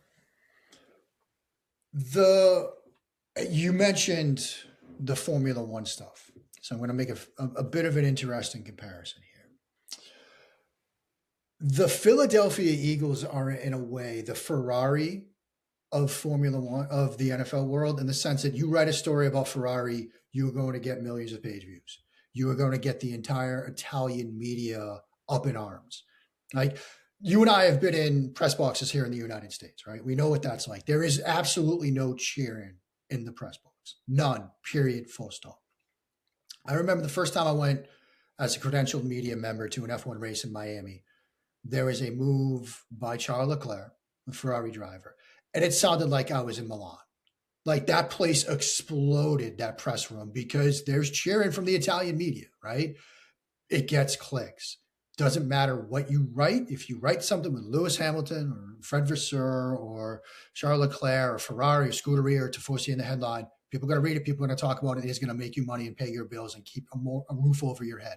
The Eagles have been that for the past, I'll just say it, the Sirianni era. They have been that, because I can't tell you, Kyle, every time I go on a show and I get talked about the Eagles these past couple of years, I get asked, are they a good team? I don't know. You know, going into the Super Bowl last year, are they a good team? I don't know. They're like an enigma. I don't know if they love each other and want to win. I don't know if they hate each other and just are barely surviving. But I do know this to the underlying point. I think about that Tom Brady quote a lot, right? What's your favorite ring? The next one? That's A.J. Brown. Mm-hmm. For all that's said, for all that's written, for all that's insinuated about him or read into his comments or on social media or elsewhere, like you said, he just wants another ring. You know, he wants to be able to stand in front of that crowd one more time and say, I'm a champion again. And to have, you know, knees drained and go through what he went through, he just wants to win again. And so, yes, it was probably more of a situation where he saw it was perhaps a year that was going to be lost, that was going to be wasted, and wanted to avoid that at all costs more than anything else. So I don't think they're going to move on from him. I don't think financially it would be easy to move on from him also. So that's another thing to remember. But I think more than anything else, A.J. Brown wants to win another Super Bowl in the city of brotherly love. Yeah, and I mean, he's said it time and time again, like he wants to retire here. And I think a lot of people, you know, forget, sure, it's difficult to work with family, but Jalen Hurts is A.J. Brown's daughter's godfather. Like they have known each other. Like Jalen was at AJ's draft party when he was drafted into the NFL. Like they go back. There's a lot of like family and like family friend lineage between those two. And sometimes it's hard to go to work every day with someone that's your family. But at the end of the day, they both have the same goal in mind. And Jalen Hurts is the same way. I've never been able to root for a quarterback so stoic and so just like in the moment like Jalen Hurts is. It's incredible to watch. Is Jalen Hurts coaching tape at the quarterback position? No. I have coached young quarterbacks. I don't put Jalen Hurts on in front of them. Like there are moments that I do there, pocket movement and things like that, but he plays a different game. Sometimes it's magic what he can do. Sometimes it's not what you want to see a quarterback do. He might drop his eyes too quickly, might come off reads too quickly, but it works because he's a winner. And I know QB wins aren't a stat and all of that fun stuff. He's got a Super Bowl ring and a Super Bowl MVP. You cannot take that away from him. And I think just like A.J. Brown, Jalen Hurts just wants to win. And you look at, what happened to him at Alabama and, what it took for him to get here and what it took for him to take this job. Like he's had to overcome a lot, but he is that player that finds ways to win. And it was such a silly moment, but this was one of the moments that I not only showed my son, but showed other kids during the baseball season. The Hail Mary, where he chased it down. Like, that's different, right? Like that's a different type of athlete. Like to think like, not only am I going to throw this, I'm going to run down there on this absolute last gas type of play because maybe I can make something special happen. You don't see that often. That's the kind of quarterback, that's the kind of athlete, that's the kind of player Jalen Hurts is. And for all the talk about, he's lost the locker room, he's lost the huddle. I've been in huddles, Kyle, where I know I've lost that. I remember games in college where we were struggling offensively. I couldn't get anything going. I walk into the huddle and I tell this story a lot, Kyle. I don't see 10 sets of eyes looking at me. I see them looking at their cleats because they don't believe in me. They're not looking at me. Those teammates, they believe in Jalen Hurts. There might be some ups and downs, but when Jalen Hurts walks into the huddle on 3rd and 7 and they need to play, those 10 sets of eyes are staring right back at him.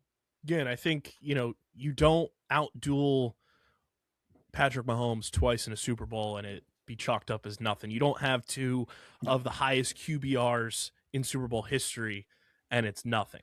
Right. Jalen Hurts has done that. And like you said, he's a Super Bowl MVP. He has a ring on his finger and he's just looking for more. And I think you don't invest in a quarterback like Jalen Hurts like the Eagles did in 2020 in the second round when you still had Carson Wentz on this roster if you didn't see something special in a guy like that. Yeah. And it gets to what we talked about earlier, right? You can look at all the film you want. You can look at all the advanced metrics you want. And those probably didn't tell you that Jalen Hurts was going to be a Super Bowl winner or Super Bowl MVP. But you can hear the sound of the weight plates in the locker room after a game when he's got the pads on and he's still lifting. You can sit him down and talk to him and see, look, this is somebody that's driven to win football games no matter what. It's that thing inside you that some quarterbacks have, some quarterbacks don't. It's why, look, my dear friend Dan Hatman, I talk to him every day. Former Eagle scout, former Giant scout. He's got the Super Bowl ring from when they upset the Patriots and blew their chances at an undefeated season. And he's more than happy to show it every time he sees me, whether it's on a Zoom or in person. He brought it to Mobile for the Senior Bowl to do just that. I love Dan like a brother. But one of the things he taught me through the Scouting Academy is competitive toughness. You think it matters at obviously the physical positions, offensive line. It matters at quarterback. Your willingness to do anything it takes to win, put your body on the line to win, push into a mound of humanity. If that's what it takes 13 times a game to win a football game, I'll do it. You look at him, you look at Josh Allen, quarterbacks that will put their bodies literally on the line to win games. That's how you get those 10 sets of eyes looking back at you in the huddle. You brought up Formula One, obviously, and you are a recurring guest on Underground Circuit, our motorsports podcast here on the network.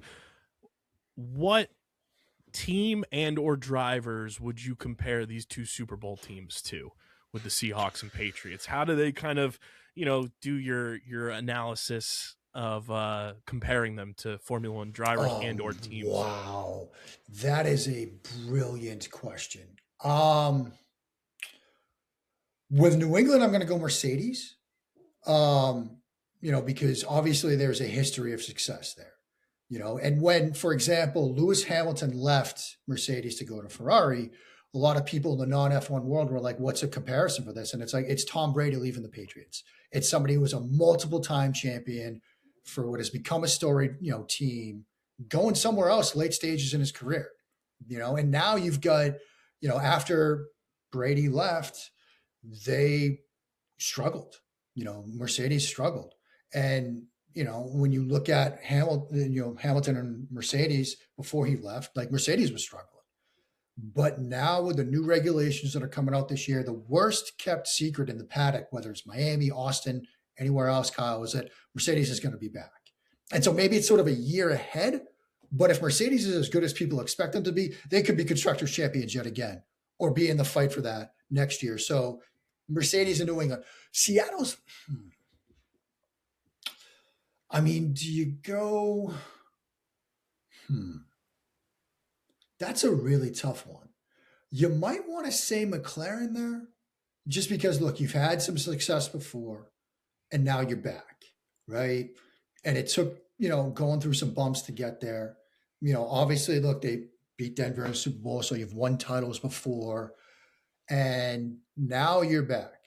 And now you're looked at as the team to beat. I mean, going into last year, everybody said, look, McLaren, they were the runaway favorites to win the Constructors title. Lando Norris, Oscar Piastri favorites to win the drivers. It might not look perfect at times. You might get the bad Sam Darnold game. You might get the, Oscar and Lando coming together in Canada type of thing. But they're the favorites for a reason. They were the favorites. McLaren was going into the year for a reason. And Seattle's sort of the favorites in this game for a reason. And so, the obviously interesting side piece to that for people that might not be huge F1 fans is McLaren is a customer team of Mercedes. What that means is McLaren doesn't develop and build their own engines. They use Mercedes engines. So this would almost be like these two teams meeting in a Super Bowl, but they use the same playbook. It's obviously two different sports, but if you're asking me to make comparisons between the two, I'd say New England, they're like Mercedes, and Seattle, they're like McLaren. Hey, in a way, it's kind of similar. Two defensive-minded head coaches going toe-to-toe. And there you on go. top of that, Seattle, they got the 12s. This year they're calling them the dark side for their defense. McLaren, they've got papaya rules. Like they've got nicknames for things and stuff like that. I mean, maybe it's fitting more and more every second here, Kyle. You got that bright orange. You got the bright neon green for Seattle. We're finding it works. It absolutely works here. To stick with F1, I know you were on our creator roundtable episode on Underground Circuit and everything. What's kind of the outlook this year? Obviously, Cadillac is going to have the halftime or the commercial during the Super Bowl at halftime. What's kind of the outlook for just the F1 season in your opinion, and how things are going to shake out with another team on the grid, with the U.S. base with Cadillac and everything? What's kind of the 2026 outlook from Mark Schofield's eyes? Yeah, Kyle, it's a great question. And there's a great phrase that floats around the F1 world, particularly before races, before qualifying, things like that. Voyage of discovery, right? Because sometimes you don't know what to expect. And I think this year is a voyage of discovery for so many different reasons. Because like you mentioned, look, we've got an 11th team on the grid now in Cadillac. And I remember, sitting in that press conference, more than 2 years ago when Michael Andretti, who was then a part of that operation, with Cadillac, was like, we're going to bring an all-American team to the Formula One grid. We're going to see that on Super Bowl Sunday, and perhaps the most American way ever when they launch their car in a Super Bowl commercial. Like, it doesn't get more sort of all-American than that. So you've got a new team on the grid. You've got the expectations that will follow Cadillac. You've got Adrian Newey, one of the greatest engineers in the sport's history, who's literally written the book on how to build a race car. His first design for Aston Martin, that was a massive, massive move when he left Red Bull for that. So you're getting that. You're getting, there will always be driver movement drama. Like, does Max finally leave Red Bull? There are all the stories about him going to Mercedes and Toto Wolff being excited. I remember sitting in the room when George Russell talked about finally inking the new deal and how he felt this gives him the best chance to win a world championship because of all the excitement and all the belief that Mercedes is going to get it right, which gets us to the last sort of element of this voyage of discovery, the new regulations, new cars, new movable aerodynamics, lighter, narrower, more agile. Will we see improved racing? How do drivers adapt to it? Because it used to be with the drag reduction system, right? The front wings, different spots. Now both the front and rear wings will move. Like, how do the drivers adapt to that?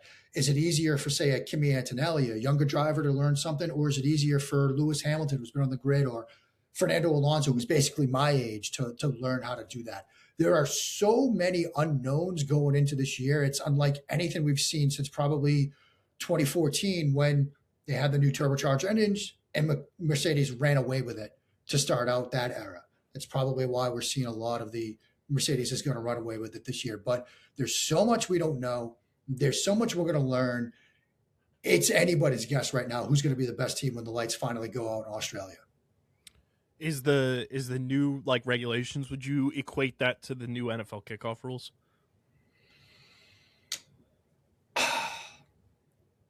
I would say add in 12 players on the field, forward motion at the snap, and 6 downs instead of 4. That's sort of what it would be like. Nice. I mean, the thing about Formula One is it is as much a race to be won as it is an engineering problem to be solved, right? Because they do this every couple of years. They rewrite the rule book.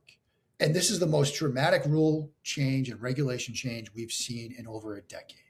Because they're there to sell cars too. They're there to drive technology forward too. And so they're like, more hybrid power to the engines, a 50-50 split between the battery system and the internal combustion engine.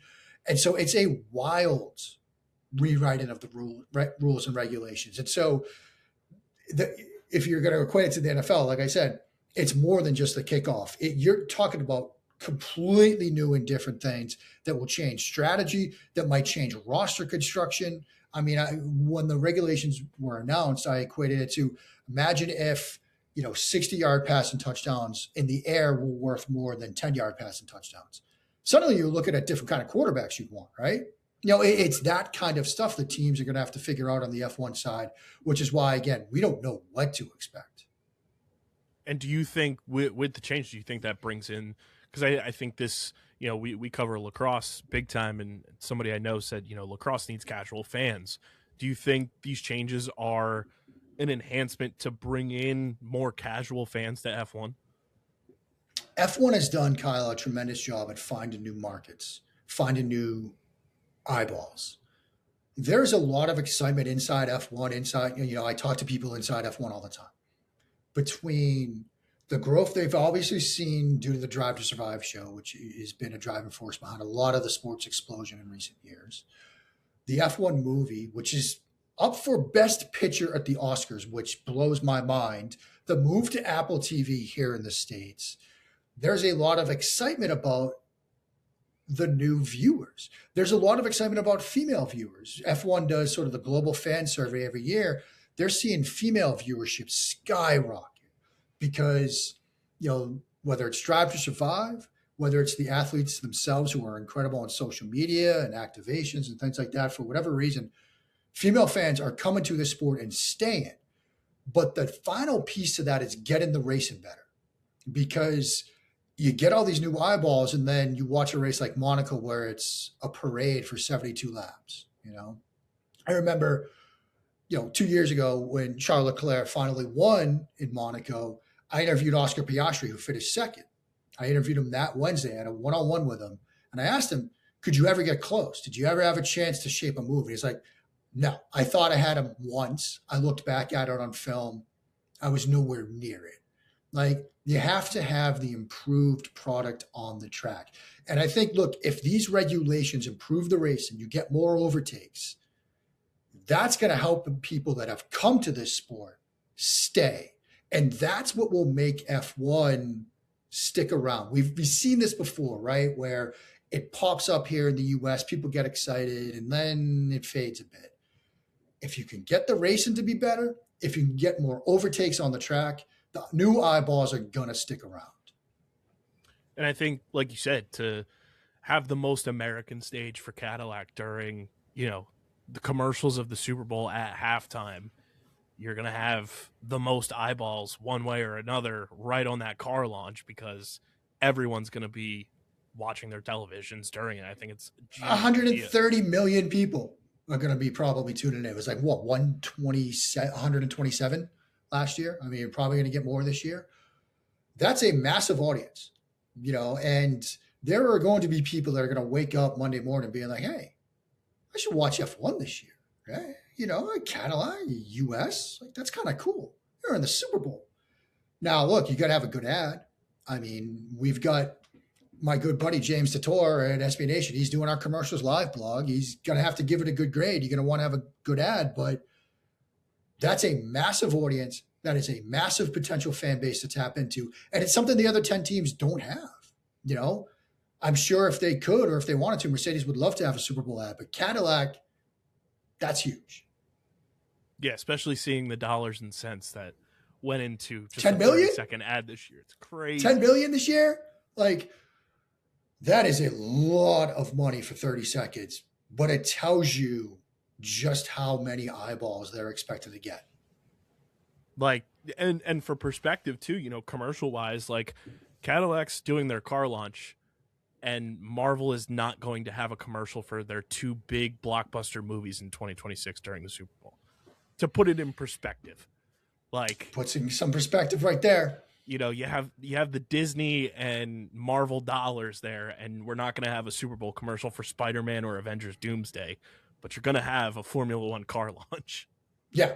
Yeah. I mean, and that tells you the money that is behind this sport. I mean, I've told people before, I was telling a friend the other day, Sunday at a race is like late stage capitalism, live and in person, you know, because there's activations. I mean, the F1 movie they had in Miami, that not only did they have like the mock-up car that they had built for the movie, they had a mock-up garage where you could go in, you could put on helmets, you could do telemetry stuff. They had this thing where they would make, you know, what looked to be like an old baseball card, right? They take a picture of you, but they put it in this little case and it's got a chip inside.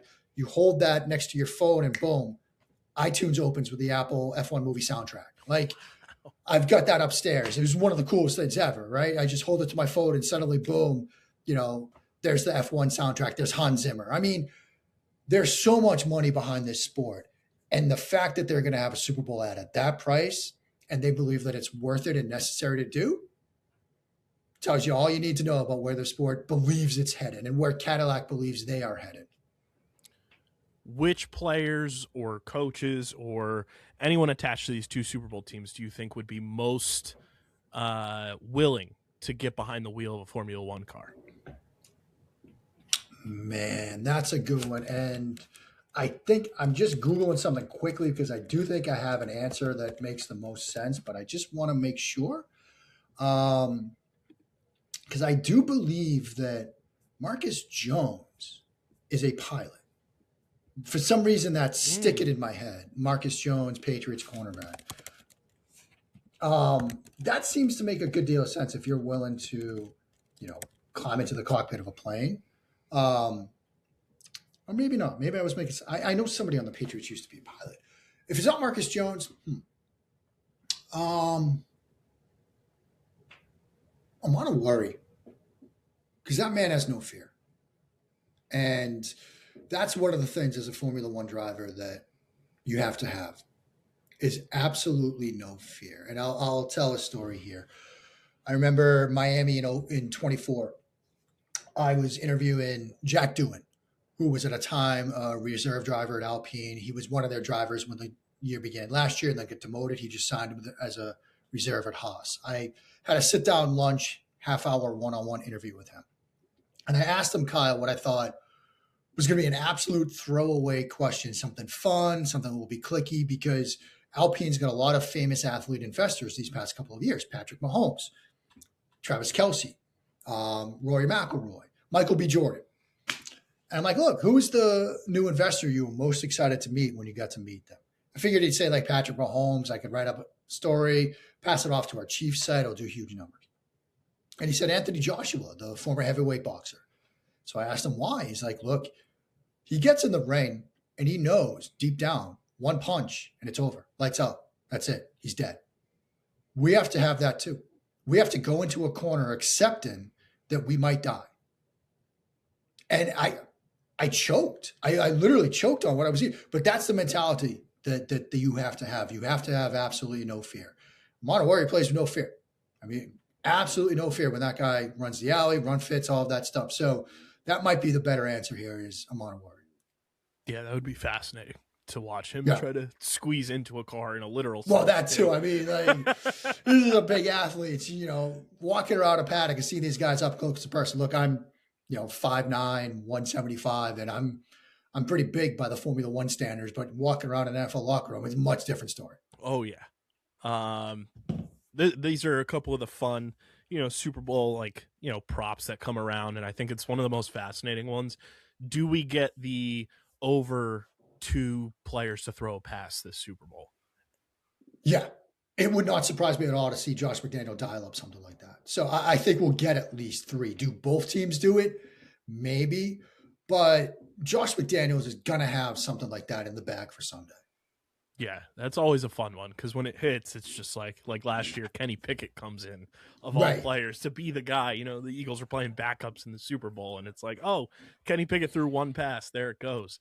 What's the Gatorade color this year? I actually wrote this. Blue has been a pretty common one. It was like blue 2 years in a row. I know it was yellow last year. I'm going to go blue. I'm going to go back to blue. Because, look, the other thing to keep in mind, you get 2 blue teams, right? It kind of makes sense. So I'm going to say blue. With the Patriots, too, if the Patriots are able to win this game, what does it do for just the franchise legacy? Because now it's like your first one removed from Tom Brady, Bill Belichick, to a degree, obviously, for a player for him. But at the helm, Belichick's not the coach. Brady's not the quarterback. It's not that same cast of characters during the Brady era. What does this do, legacy-wise for the Patriots, just as a franchise? Right. I think, and look, he's not the most beloved person, but I think it's a massive feather in Robert Kraft's cap. Because, look, he didn't get into the Hall of Fame. That's the news that has come out. He didn't get in on the first ballot, much like Belichick. And I've had a lot of people, whether they were Hall of Fame, are Hall of Fame voters, or just, other analysts in the space say, what did he do? Well, what did Kraft really do? Yes, there's an argument to be made during the strike. He helped save football, that great Jeff Saturday hugging moment, because he was doing it while his wife was, dying of cancer and Kraft was coming down. And, but you hire Belichick, they draft Brady, they basically do it. You're hands off. I think if they win this Super Bowl, it's an argument that, okay, he turned around, got Mike Vrabel, and they're right back in a Super Bowl and they win it. So it's not just he lucked into hiring Belichick, who lucked into drafting Brady at 199, and these 2 greatest of all time at their respective spots are what drove it. There's an argument to be made that you made another great decision at hiring a coach, and he immediately gives you a Super Bowl. I think it'd be a big feather in his cap more than anything else. And then for the Seahawks, kind of same question, kind of a newer age franchise that, a lot of people don't remember, outside of how cool their jerseys were and how cool the new throwbacks are. The successes they had. They were an AFC team before they were in the NFC, but, you get the Legion of Boom era. You had Hasselbeck going at it with Roethlisberger in 05, but what does this do for a market that I guess, Seattle's a big area, but in terms of, sports markets, you'd consider it quote unquote small market. What does it do for the NFL to have a team like Seattle win? I think the NFL is built on hope. The NFL is built on manufactured, packaged hope. We're, like I said, Monday morning, we're going to get mock drafts. And one of the fan bases reading those mock drafts will have been celebrating the Super Bowl the night before. They're at 31 and hoping they can get there next year. And there is that belief that with the right moves in the draft, the right moves in free agency, this, that, and the other thing, you can win a Super Bowl. Most fan bases, by the time the season rolls around, it's probably down to 2025, but there's a belief that you can win. And so for Seattle to win a Super Bowl, it's another reminder that, look, you get things right. You get the right coach. You get the right defensive players, the right defensive system, the right quarterback. You can make a dream run of your own. And so I think it would be a reminder for that. I also think, look, like you said, Seattle, very interested sports area, very interested sports town, Sonics, and things like that. 2 Super Bowls in a stretch, that's a nice little run for them too. I want you to fill in the blank for me. The New England Patriots will win Super Bowl 60 because blank. The Seattle Seahawks will win Super Bowl 60 because blank. The Patriots will win Super Bowl 60 because they forced the bad Sam Darnold game. That's the recipe, right? Now, the problem there is the Rams did that the first time those 2 teams met this year. They forced 4 picks. Seattle had a field goal in the last play to still win it. Seattle's defense is good enough to keep them in, even if you get the bad Sam Darnold game. But that's how New England wins. Seattle wins if they don't beat themselves. I think, if New England's path to win is the bad Sam Darnold game, then don't have the bad Sam Darnold game. It's easy to say, it's easy to think about, but, don't give Drake May a short field. Don't throw a pick six. I wrote earlier this week 3 ways New England can win. And the way I sort of ended that, the third one was for New England, remember what got you here, not this year, but Super Bowl 36, right? Going up against the greatest show on turf, 14-point underdogs. Bill Belichick stressed, hang with them, get a turnover, get a defensive score early. We can win the game that way. They get the Ty Law pick six, right? That changed that game in a blink of an eye. What people often forget about the Ty Law pick six, which I've been happy to remind people of, that came because of pressure in Kurt Warner's face from Mike Vrabel, who got pressure on Kurt Warner on that play. And it was probably a hit to the head that should have been flagged, but it wasn't flagged. Remember how you got there if you're New England, but if you're Seattle, avoid that. Avoid that stuff. Make sure every drive ends in a kick. Punt is fine because your defense is great. Field goal is fine because you could probably win this game. If it's a, 17-14 rock fight, you can probably win this game. Touchdowns are obviously great because your defense is good. So as long as you're ending drives and kicks and you're not beating yourself, you're going to win this game. I know you mentioned Sam Darnold would be the MVP if Seattle wins, but if you had to pick an MVP for both teams, whoever, it could be anybody, who do you think winds up as MVP for Patriots and for Seattle? I mean, we know it tends to be a QB award, right? So even if it's a defensive-led victory, QBs sometimes still get it anyway. I think the Sam Darnold storyline, though, would certainly give him a massive edge. If New England wins, it could be a defensive player. Like if they genuinely win because of their defense, it could be a Milton Williams that we talked about. If he forces a strip sack or a scoop and score or something like that, has 2 or 3 sacks. Like I think about the Tampa Bay, Kansas City Super Bowl a couple of years ago when everybody thought, Shaq Barrett should have been, Super Bowl MVP because of what he did and all the pressure they got on Mahomes. It wasn't, but maybe it should have been. This might be that game where because of how New England, if they do win it, led by their defense, you get a defensive MVP, whether it's a Gonzalez or, Milton Williams. Ultimately, look, QBs are easy to vote for, so the winning QB probably gets it. But given how we've laid this out and how we think it might be a defensive won Super Bowl, it might be the year you get a defensive MVP. And hey, let's not forget Malcolm Smith. There you go. There's a trivia question for you, kids. Next time you're trivia night. Mark, you're the absolute best. I have one more for you just because it's Eagles connected. What kind of outfit or lack thereof will Mac Hollins be wearing to walk into Super Bowl 60? I mean, I'm guessing shorts, maybe cut off jeans even, obviously no shoes, and he's going to have a ripped t-shirt of some kind, probably throwback Patriots thing, maybe a throwback to Super Bowl 49 when these two teams met before. That would be my guess. A vintage Super Bowl 49 t-shirt, jorts, ripped jorts, and no shoes. That or he's got like a vintage like Vrabel jersey, but he cuts the sleeves off. Like a Vrabel, like Ohio State jersey? Yeah. Or like from like Super Bowl 36, like he's got the Patriots Vrabel jersey. That's a great call. And he's probably carrying the Elmo head with him. Yeah, probably. What a character, Mac Hollins. What a character. But, hey, you know what? Went to high school right down the street. Went to Wooten High here in Rockville. Same high school my son goes to. So, hey, my son's got an alum to root for in the Super Bowl, which is kind of cool. And a Super Bowl champion at that. Yeah, there you go. Mark, you're the absolute best. Let everybody know where they can follow you. Check out all your work you're doing for SB Nation covering the NFL and F1. Well, Kyle, this has been an absolute blast chopping it up, both Super Bowl and F1 stuff. SBNation.com is the easiest way. You can find me on at Mark Schofield on X, Mark Schofield 030916 on Threads, at Mark Schofield on Blue Sky. We've got like all these different social media apps. But the easiest way, SBNation.com. Find the articles, comment on the articles, yell at me about the mock draft, whatever you want to do. Always happy to hear from you. Absolutely. And we'll make this a more recurring thing. We got to have Mark Schofield on the flagship for sure. This was so much fun, and I'm sure you'll be chopping it up with Casey and Owen before we know it. I love those two to death. They absolutely crush it. Appreciate you, Mark.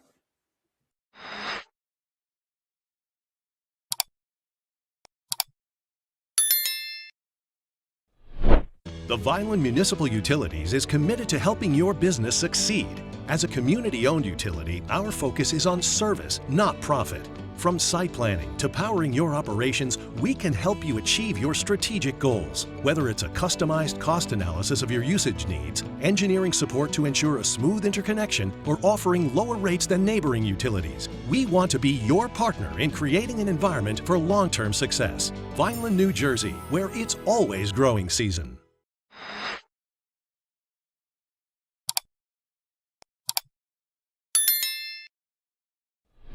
All right, everybody, we now welcome on a very special guest, a first-time guest on Underground Sports Philadelphia, but a longtime supporter and friend of the show, my good pal Adam Rosenberg, covering everything and anything you could want in the gambling space, and it's obviously our big Super Bowl preview, so nobody better to have on for such an episode that requires so much attention to detail with props and betting and everything than the big game. Plus, we're going to talk some Eagles and Phillies because that's just what we do on the daily anyway. Adam, welcome to Underground Sports. Yeah, man, I'm stoked. We only got a couple more days to still say that the Eagles are the reigning Super Bowl champions. So I'm glad, I'm happy to be here to talk about.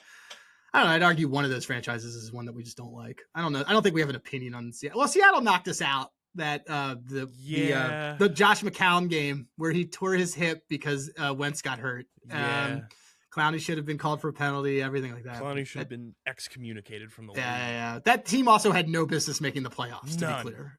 None. So ridiculous. Oh, it's hilarious.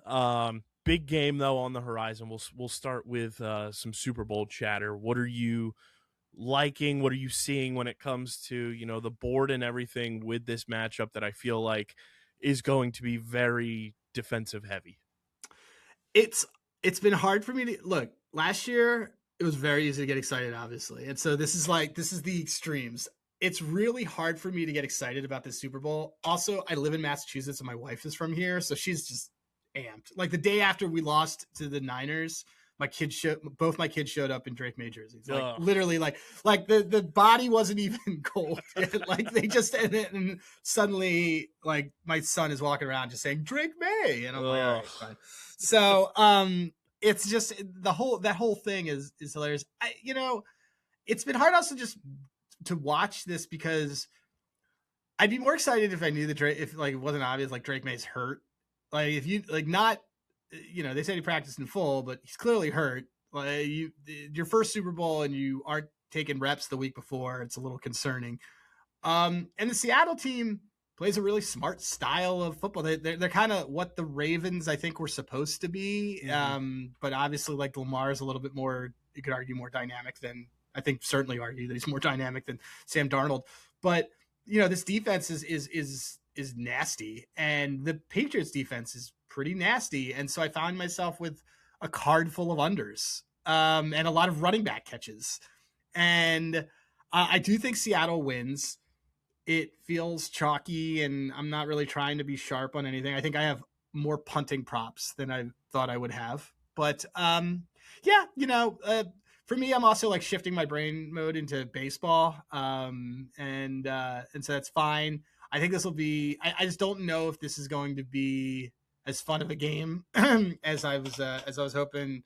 But then again, could have been worse. Like, can you imagine if Jared Stidham got to here? That Seahawks defense would be like sharks in the water. Oh my God. It'd be like 34-2. It'd be terrible. Yeah. It would be a repeat of the last Seattle Broncos. Yeah. Absolutely. Just on the complete opposite coast. Yeah, totally. Yeah, I mean, when you look at just what Seattle's able to do, I feel like they're also just the more creative team overall. Like the Patriots offense, they've had explosive plays and everything, but when you look at what Seattle's defense is going to be able to do to stop what the Patriots do really well, especially in this postseason, is run the football. If they're able to stop Henderson and Stevenson, and Drake May is not 100%, I don't know.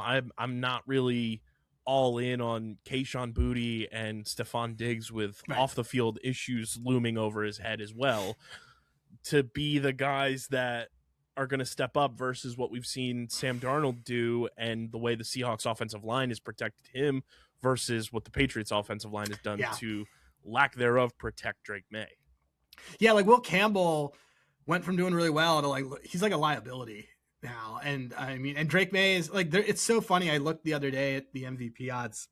I'm not saying he gets hurt and knocked out of the game, but Josh Dobbs is 120-1 for MVP. And it's funny. Drew Lock's odds are shorter. And I would argue that Josh Dobbs has a more direct path towards finding his way into this game, because like you just take a bad hit. But yeah, to the credit of the Patriots, they have this entire season been a collective that's great against a poor schedule. They played who's in front of them. I think Drake May is very good. I think Drake May has an extremely good deep ball. I think Drake May being hurt limits a lot of things that can be done here. And I don't, there's a reason why Stephon Diggs couldn't hack it on, a couple teams, because it's sort of, I think it's almost, it's like a lot of twos versus ones, true ones. Like Kayshon Boutte's great, but he's a one by de facto because he makes amazing catches. He's not I don't want to be a homer, but he's not an AJ Brown, Right. Like they don't have like an AJ Brown. They don't have a guy who's going to win like gym balls, like Mac Hollins, but he's only getting 2 targets a game. So 2 targets is more than the shoes he'll wear. I know, right? And then he, but then you look on Seattle and like JSN's like a legitimate, like he's going to be OPOY and he earned it. And, Kenny Walker has been great, and Sam Darnold was the most efficient quarterback in the league this season, aside from Jordan Love, who now we have their offensive coordinator. So hopefully that works out for us. But so it's just I think that this isn't going to be as much of a fun game to watch, but it's still the Super Bowl. I'm still going to eat everything that I want and have a good time doing that. Which I love that you brought up Josh Dobbs, because I think it's one of my favorite props every single year. It's the over. Love it. There's so many ways. Pass throwers in a game. Yep. Like between what Mike Vrabel and just having the stones to do whatever he wants, whether it's Diggs trying to throw a pass or whoever, or Mac Hollins. Mac Hollins threw one. Yeah. That's not out of the question. And then obviously if Drake May gets knocked out of the game, like here comes Josh Dobbs, and there's your third player. Yeah. No, I mean Mac Hollins did it. Was Josh McDaniels the coach of the Raiders when he did? He might have been. He did it twice. He did a couple times with the Raiders. Like what I did was I immediately looked at him like, okay, who are the taller guys on the team? But like Diggs got sacked when he threw a pass once before. So I mean, it could totally happen. It's one of my favorite bets. And like the way that it cashed last year for us was awesome because so great. Oh man, it was great because it was like, we're going to let Kenny Pickett in when they were just up, and that was awesome. And then I went down to Broad and party with everybody, but that was Perfect. Awesome. Yeah, it's like one of my favorite bets every year is more than just 2 players to complete a pass. Yep. Yeah. That is my favorite this year, along with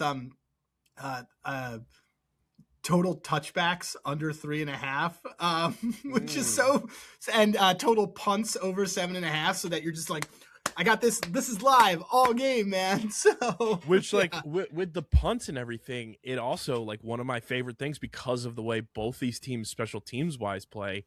I'm not ruling out a kick or a punt return for a touchdown with Shaheed, and then the way that the Patriots just have, found their punt returner and their kick return game to be such a plus for them this year. Like, I think that's totally on the table for something that could happen in this game, and it could be the deciding factor of who wins. Yeah. Well, I think that the thing for this game is like you can go big game hunting, as Ryan Kramer likes to say. Like we have Jack Westover for like TD, and he's like 40-1. Like, why not? I think that Marcus Jones for Super Bowl MVP is a great bet because he could pick 6 and he could return a kick. And who's to say that he doesn't have what's his name? Malcolm. He was on the Pats before, and he had that. Oh, Malcolm Butler. Like who's to say that doesn't happen with Jones? So, and he's 60-1, like longer at some other places. Like, I just think that there's a lot of ways you can get creative and throw some darts here, because I think that these teams, a lot of stuff they do similar. Like they're both good at stopping run. They're both they both are really solid tackling defenses, and the limitations on May and Darnold could be Darnold turnover program, could be a different Darnold anytime. I think it allows you to be like, well, what could happen? Do that. Or you just go and, follow Max Delente and bet on Jake Bobo and win Jake Bobo $35,000. And Jake Bobo is like their Mac Hollins. I feel like, he's just he's great. Dude, he's like plus money to have a catch. Did you see that bet that Max from Part of My Take hit last week? No. He hit Bobo live touchdown score. He won $35,000. That's awesome. Good and for him, man. They're having Bobo on Part of My Take on Friday's episode, and Max invited him to his wedding, and he's going to go to his wedding. That's so cool. He's from Massachusetts too. Oh, really? I guess. Yeah, I guess. Or he's from I think he's from pretty sure he's from Massachusetts. And let me look, because I was looking at something about him. Jake Bobo he's from North Andover. And so he grew up a Patriots fan, and I'm in this like weird group text that like Big Cat's in too, and so it's funny because like I went back and forth with him because I was like, yeah, I'm like a big Max fan, and then he's just like, I had met Big Cat like forever ago, and I don't know, I think my favorite thing is when Max drags Diana Sorini. It's so funny. It's so good. It's so funny. It's so good because he's like, why do you make up lies when your husband is in the Eagles? And she's just like, I do not. It's just great. It's really so funny. It's so funny when Max when he does that. But that's awesome. Yeah, no, Jake Bobo's fun. I think he's a good one on there too. Yeah, now Bobo's going to his wedding, which is just insane. So he was wild. like, you helped pay for my wedding, so you're invited. Yeah. That's awesome.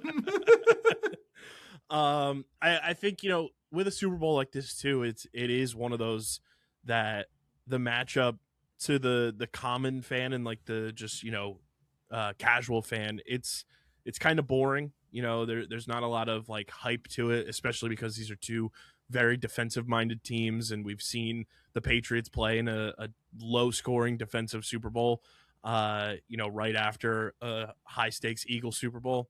I lost so much money in that game. That was like one of my first times betting, and I lost so much money. I lost more money than I had in that Funny game. how that works. Where really, it was like before I got good at betting, I was like, I did that. I was like over, and no. That was the Julian Edelman MVP one. Yeah. It was terrible. It's so funny how the Eagles go and put on a masterclass performance, and then the Patriots are in like a rock fight Super Bowl. A rock fight. It was terrible. Well, and Goff was like historically insane that year offensively. Yeah, that was wild. And then they just put McVay in a straitjacket. And it's like, you're not doing anything. Yeah. What are some of the fun props that you're looking at though for this game? We talked about a couple, but what are some that like stand out to you? I feel like when you look at a Super Bowl like this too, it's one of those things you got to kind of think outside the box a little bit and look at some of the weird dart throws that will come to fruition. But I do love the game potentially for Leonard Williams and DeMarcus Lawrence. Yeah, I like the DeMarcus Lawrence. There's a really good one that I found. Are we allowed to talk about specific books here? Yeah, I have no sponsor. Cool. So. Okay, cool. On DraftKings, DeMarcus Lawrence to cause a fumble via sack and then recover the ball, 75-1. That's pretty fun. Yeah, fun. That's fun, right? And that's one that I liked. I also liked total lost fumbles over 1.5 at plus 175. I like that too. That's on like all the Camby books. And I told you the punt one. One of my favorite ones is also just Drake May under 9. So last year I did over 92.5 shotgun formation stats, because it was just like, well, because my cap was like, all right, well, Casey's always in shotgun. Yeah. And if the Eagles are going to really do this, like they're going to have to do things in shotgun, and it like sailed over. It was like 110, like it was nuts. And because like it was great because like Saquon didn't have a good game. Like they had and so all they did was, because I was like, if they're gonna pass the ball, this is all they're gonna do. So anyway, same book that does that is like Caesars. Drake May under 90.5 passer rating. I took, it's like a soft way to fade him because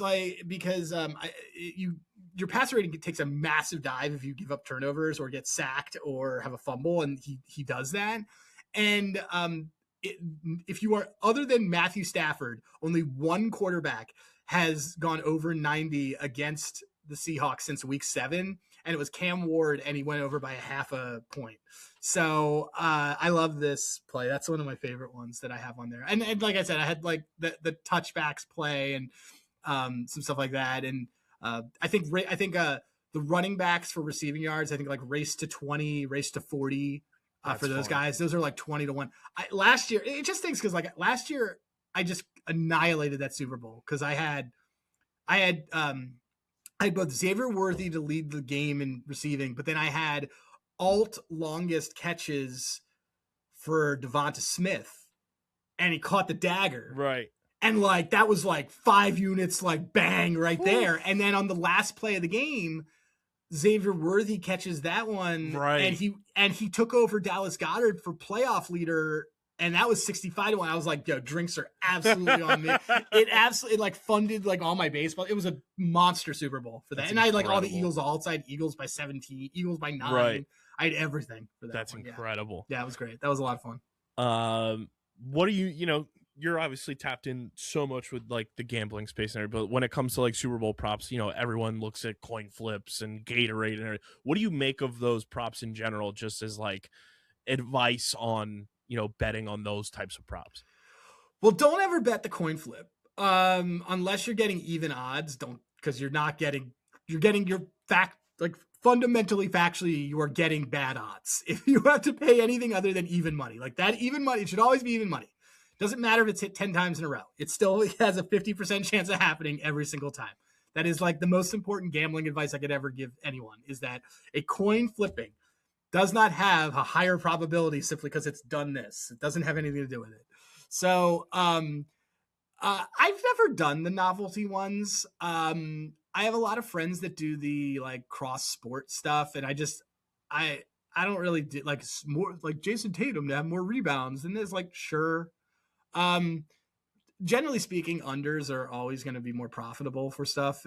Just in general, it's not fun, but most Super Bowls go under, and the reality is that you want something over, bet them all during the week. If you want the under, like wait till the day of, just bang it all. I did that for like Cooper Kupp. I did that for like lots of guys all the time. But it's also people will say like, oh, don't go overboard on your Super Bowl. My thing is like, look, if you've been betting all year, like this is your last chance to do whatever. Like, look, there's a real solid chance that like Sunday night comes around and I have to tell my wife like, hey, I had a great year. I hit Drake May 2 touchdowns in one game, which was awesome, which is at 50-1. But by the way, like half of that's gone because I was way too heavy on the Seahawks, and it's totally fine. Be smart, have fun. But also like the thing is about Super Bowl betting is that a lot of these props, like we see every week now, you know, like the how many yards in the quarter, like you could get that on DraftKings like tomorrow. Mm-hmm. So it's just, it's not, some of those things aren't as much fun. And I think that you also don't want to, I did this, but don't do what I did. Don't lock yourself into one game script unless you're okay. Like I have locked myself into a Seattle wins big. So, you know, Seattle wins, I'm happy though. So everything like that should go well. But I just stumbled upon this, and this is like new to me. This is on DraftKings. They have like the next gen stats novelty props. You can bet on the fastest ball carrier. Yeah. So how do I cap that? Do I go to the next gen website and figure it out? I guess, because then there's also like over-unders for like what the speed for each player will be too, which is fascinating. Well, because you got to figure it's somebody who has to get open. You have to get into open space to do this. So right. I'm assuming is Rashid Shaheed? Rashid Shaheed is plus 130 is the fastest. He's like the shortest. Carrier. Okay. So it's going to be, so a punt returner or someone who's going to get into open space is going to be the easiest one to do it. So which Shaheed is their kick returner. He is their kick returner. Who's second shortest odds? JSN at plus 300. That means he's open and he caught it. I don't know on that. What about who's third? Kenneth Walker's plus 550. That's not bad. I don't know anything about how his running though. See, I would rather take Helani or Henderson. Halani's plus 4,500. Really? Okay. And Like, that's fun to me. Like, you get a running back who just who you know is going to be catching and is meant to do that. So, and then Henderson's plus 850. I like Henderson and Halani in that. I think I might put something on those ones just because of the ability to like get into an open space and like do something. Cause they're change of pace backs for a reason. Like that's what they do. So, but yeah, Raheed Sheed then is going to just take one to the house. He's been such a great addition to that team. Oh my God. Well, like might be like him and Jalen Phillips might've been the best trade deadline acquisitions in the NFL. Yeah, I agree. Is Phillips going to be back? I think so. Okay. Something tells me he'll be back, especially because now that like Fangio's back allegedly. Yeah, like on his this is the last dance Eagles. I feel like so.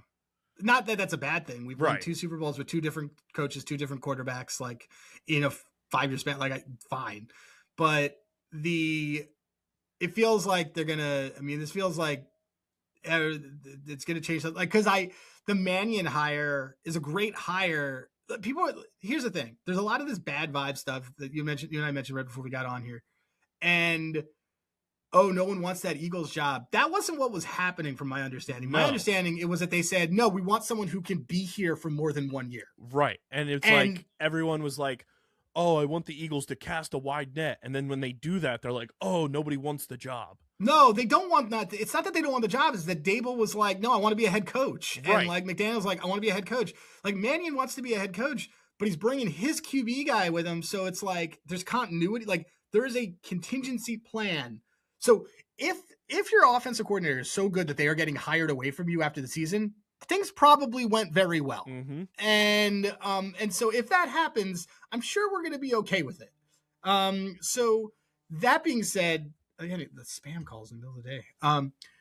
That being said, I like that hire. I wish that they had planned a little better on whatever it is that happened with Denard. Like Denard should have been, in my opinion, they should have rewarded a while ago. He was one of the, when they fired everybody on the staff after 23. Yeah. I thought that he was going to get a more look. Yeah. It seems like they treated him a little bit like how they did Deuce, where was like, hey, we kind of don't see you as anything more than this. And that could come back to haunt them. Mm-hmm. But then again, like it's Fangio's defense and it's a very unique way of doing it. Part of the reason why Brandon Phillips was so great is that he's the exact type. He likes athletic linebackers who are not into hunting sacks, but will spy coverage schemes. So, I'm not worried about things with this team. At the end of the day, you have top 20 playmakers in every single position. Why would players in the league? We just have to play call it correctly. And Jalen Hurts is a winner. Exactly. He's a winner. And on top of that, like you hired Grizzard from Tampa Bay to come be the pass game coordinator. Like, say one of the, Mannion, Grizzard, say, whatever happens with Sirianni, like say worst case scenario, they move on from him. You promote Mannion to head coach. You're probably going to do that. Grizzard becomes your OC. Yeah. And then it's just another line of just like promotion. If it works, you just shift everybody over, which I think is the plan. Laurie could be like, oh, let me see what I can throw at Bill Belichick and pivot and do that because that's what he does. Mm-hmm. But I agree. The whole point is this. It's an interesting year for them because this is the last year of the Hurts guaranteed money too. Yeah. I think they're drafting a quarterback either way. Mm-hmm. I think that they should sell on Tanner McKee. Yes. I think the Steelers would be probably more than happy to take him. And Browns, a lot of these teams that are in like transition of quarterback would be great. Yeah. So I think you sell high on him. I'd love to see if Chambliss ends up back in the draft. Like I think Chambliss is like a perfect project for us. But also I'm a Hurts guy. Like I think that like Hurts is very, very good at certain things. He is not good at when teams don't allow him to do those things. That's less about his limitations and more about game prep and offensive coordination. Mm-hmm. Because he did not have a problem exploiting all sorts of things and pivoting the way he was playing when Kellen Moore was calling plays and was organizing the game plan. Or Shane Steichen. Or Shane Steichen. You don't outduel Patrick Mahomes twice on the biggest stage and it be a nothing burger. People forget that so much. It's he's got two of the highest passer ratings in Super Bowl history. In Super Bowl history. Or QB ratings, sorry. Not passer, QB ratings in Super Bowl history. That's wild to me. Like they forgot, like he's literally like either you're telling me that Patrick Mahomes isn't good or you just aren't watching the games. Right. And it's like you did that against the Spagnuolo defense twice. Like the dude's a winner. Hurts is like the first quarterback. Like I enjoyed Donovan McNabb when I was a kid. I did too because I went to Syracuse. Like, Carson Wentz gave us, the build up to 17. I always loved Nick Foles, but like Jalen Hurts is the first quarterback of my lifetime that I'm like, I'm going down with this ship. Yeah, like, man. It's kind of like when I watch people attack him, I get really upset about it. Yes, I get so annoyed. Like because I get really annoyed because to me like Wentz was great because like Wentz had the body, but I never got Wentz as like a Philly guy, and McNabb like clearly couldn't handle the Philly stuff. Like he just and then but the thing with her and for all lack of descriptions, like Wentz and McNabb, the only difference is that Wentz is white. Like they had the exact same build and exact same skill set. But Hurts and McNabb could run better. And McNabb could run better. That was the one thing with Wentz. If they had used Wentz more as a mobile quarterback in the way, like, because he's a great runner. But with Hurts, it's just that he lost his starting job in college at two different fucking schools. Sorry for cursing. No, two different totally schools. Fucking curse. Okay, cool. Two schools. Never complained one of those times at halftime. Yep. Never complained once. The dude never leaked stuff. Just constant. Like I think he embodies just, I'm here for everybody else and I'm going to do the best that I can on this. And I think that sometimes bothers people because people want fighters, and he's not a fighter. He's just, or he fights in his own way. Mm-hmm. And he fights by showing. But I'm always going to be a Hurts guy. Like I love Hurts. And they hate him because he does things to the tune of his own drum, and it's not a bad thing either. It's not a bad thing. There's nobody on that team who says I don't respect. I don't buy anything about people saying. I don't know how you could look at Jalen Hurts and be another player and be like, I don't like that guy.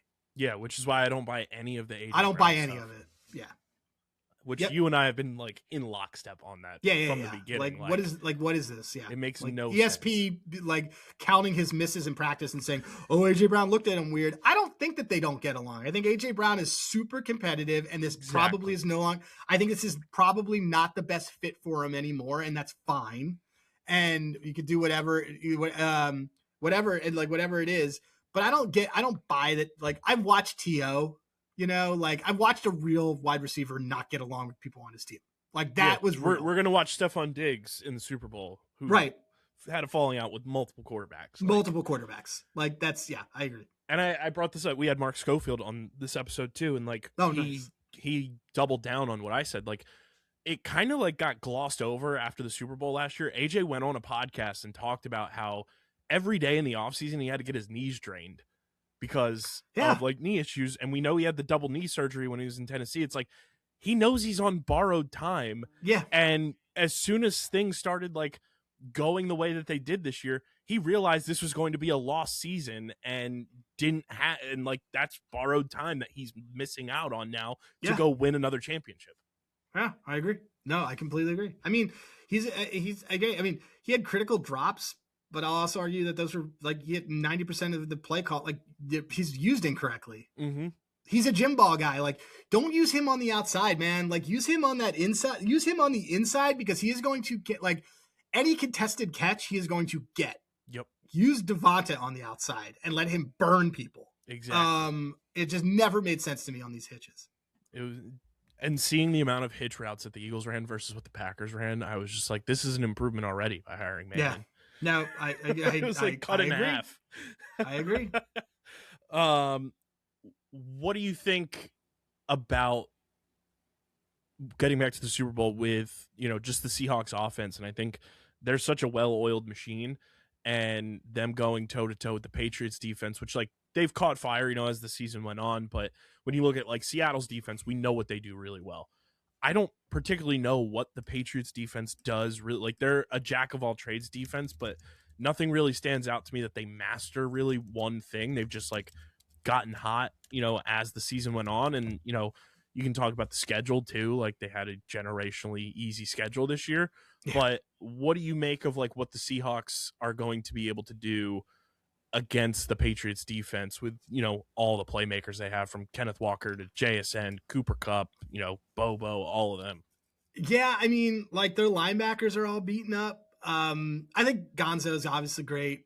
I think Marcus Jones is solid, but like these aren't good guys. They're good at fundamental stuff, but they're not going to big play stuff. I was just looking up how Menawari's like ankle because apparently he's out of the crazy. boot. Apparently he was walking in a boot today. He was limited practice Wednesday with the ankle injury. I mean, head coach gave you. I mean, look, I think we would know if he had like a torn ankle, right? And also, by the way, you could juice that up. Like you could juice that up, and right now it's like, give me the turtle, and I'll be fine. And like we could do that. Like you and I watched Patrick Mahomes do this against the Jags. Like, yeah, and that was even more. We watched Patrick Mahomes do it against the Eagles. That's all I'm doing against the Eagles in the Super Bowl. They gave him horse tranquilizer. They gave him, they were like, he's like, you're not gonna feel anything, you'll be fine. They were like, come on, Smarty, get out there. The big thing. I mean, I think that like Vrabel's never won big games. The biggest game that he won kind of started his whole career as a coach. Like the biggest game he won was that one again. It was Brady's last game as a Patriot. Like that's why everyone thinks of Vrabel as this big thing. Is like, great. By the way, you took over a 4-win team, so the floor was low. I think that for this defense, I think that there's a lot of ways to exploit it. I also just think that in the end of the day, Mike McDonald doesn't get enough respect at all. 100%. Like, at all. Like, he is. I didn't give him the respect, and he is good. Nobody knew who he was 2 Look years what he ago. did last year with Geno Smith. Right. He is good. This Seahawks team shouldn't have reinvented itself so quickly, and they did, and people just have been waiting. As much as people have been, waiting for this Patriots team to fall apart with a soft schedule, people have been waiting for the Seahawks team to fall apart for a way longer time. So I like watching Sam Darnold do well. Like I like watching all these guys do well, but I think Kenneth Walker is I like his under rush attempts in the game. I just think that they're gonna like spread things out a little bit more, and Patriots are really good at that. Our guy Milton Williams, like this Patriots team is completely different on their run defense when Milton Williams is in the game versus not, right. Which tells you we weren't gonna ever pay that money, and I'm not worried about us. We're going to pay Jordan Davis to do the exact same thing and Jalen Carter to do the same thing. But Milton Williams is one of the best guys on that line.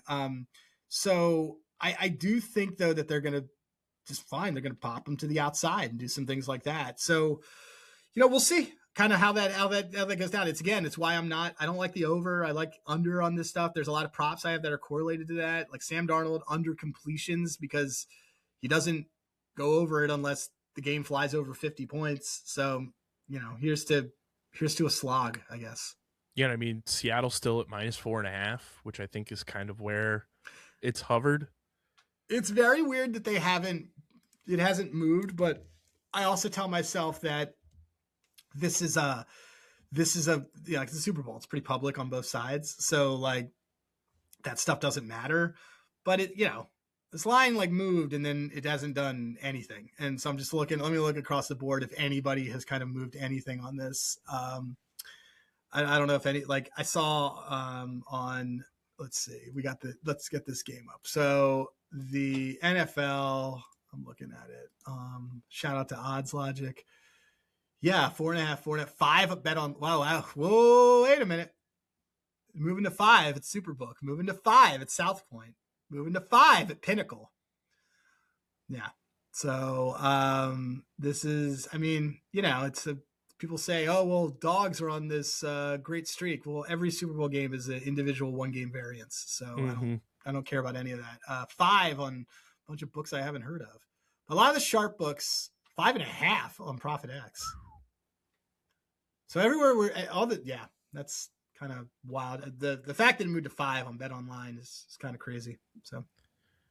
What do you make? I know you have Darnold's under and everything, but JSN was like the 100-yard receiving machine this year. Do you think he hits that 100-yard mark? Hard to do that in the Super Bowl. So I don't have anybody's. I think the only overs I have are like Walker receiving yards. I have him to go up to 60, and I have Ramondre Stevenson to do that too. And like, look, by the way, Ramondre Stevenson hasn't had a fumble in a very long time, and he had massive fumbles issues for a while. Mm-hmm. Like, this is a very good defense he's going to go against. Who says that doesn't happen? He had fumbles against the Bills. Yeah. So, yeah, I mean. Which is why I love your fumble prop. Because between that and Drake May having, fumble problems against Denver, sure, you can chalk that up. They were playing in the snow, whatever. But this defense is just as nasty as that Broncos defense is. And they're going to get pressure interior, exterior. Like, I love that bet a lot. Yeah, I think that's crazy low. So. Who's kind of your weird X factor from both teams? Like, every Super Bowl has that guy that, shows up and you don't really expect it. Who's kind of the guy you think will pop off the page for this one? For the Pats, it's got to be Pop Douglas, because they guess use him in he's like such a X factor player that they can use in different ways. Like if they could use him as almost like an H-back. And then for Seattle, I like George Holani. He backed up Genty, and I think that he could have that James White kind of role, where he's gets a ton of catches and kind of runs away with that, and does that pretty well. So yeah, he had lost his job to Genty in college, but I think that those guys kind of are chain movers, and if they're able to do that, then those teams are getting more first downs and able to turn some stuff around. I was talking to some people too. How much credence, and I know this goes against your game script, but how much credence do you put into Vrabel and McDaniels kind of knowing how Super Bowl week goes and the preparation wise for the Patriots? I mean, the people the reason why I think that Seattle kind of wins by margin, it's less because I think that they just pile it on, and it's more I just don't know. I don't know how the Pats score a lot. And that's just kind of where I'm looking at it from team totals and other things. I think that they're going to know. I think Vrabel's going to do Vrabel's a smart enough guy that he knew to take a delay of game against Belichick to kill his season. On that punt on the 4th down, he took a delay of game to run more clock because he knew what he was doing. Belichick was like, wait, I didn't know you could do this. And they're like, yeah, that's completely fine. He took the delay of game penalty for it because he knew there wasn't going to be a runoff. And then, McDonald, though, I think McDonald, if you're a Ravens fan, you should be looking at this and being like, this is what we should have had and could have had. And I don't know why I wasn't able to put together, but I think the personnel on that roster is just so much better. There's talk is Kubiak looking at the Raiders job? He's been pretty locked in, dude. So I think he's fine. I also don't think he's going to be a good coach, but that's neither here nor there. Yeah. So I think he's very good at this, and I think it's going to be fine for them. So the what was I just gonna bring up to you too? The other team that should be kicking themselves watching this is Falcons fans.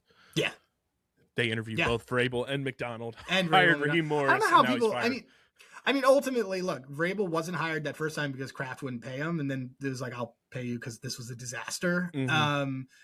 But also keep in mind, Vrabel left a team that they didn't listen to him on drafting Will Levis, who everybody, by the way, next year should be betting for wherever he ends up to be MVP just randomly. But that Titans team had tons of draft capital and all these and money, and he didn't want to be there. But Vrabel was always the Pats coach. They just had to make that part work out. But yeah, Falcons fans should be really upset. Falcons fans, that's a badly run organization. So bad. Outside of their stadium concession prices. Outside of stadium they get that right. Maybe a bit different because what's it called? What's his name? I mean, he went to Matt Ryan went to what? Penn Charter or go to Germantown? So. Yeah, he went to Penn. I thought he went to Penn Charter. I mean, he's now co-GM basically. Yeah, he's president of football operations. Yeah, which is good. That's good for culture. But where did he go? He went to Penn Charter. Yeah, he went to Penn Charter. I thought he went to Penn Charter. So yeah. He also got rid of that Philly accent like real quickly. quick. Real quick. So, like, I got rid of mine when I went to see, because I haven't been back home. Mine comes out when I drink, but he got rid of his very quickly. Real quick. Yeah. That was that I'm going to be a first round pick. I'm going to be a first round pick. I'm going to give interviews. I can't say I can't say hoagie. Yeah. He went to like Hollywood acting school to just drop the accent. Completely did. He totally goes wherever the British people go to lose theirs Pretty when much. they're in Hollywood productions. Yeah.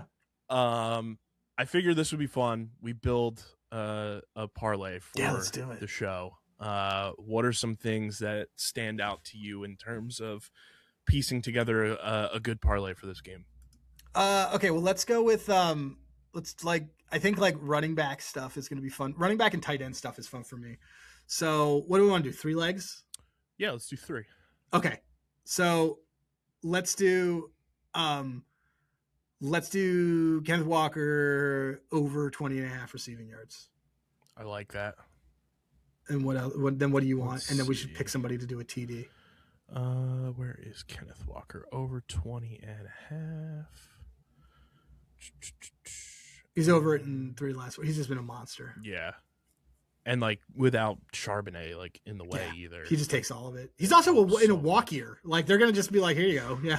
That's awesome. Who do I like here? Let's see. I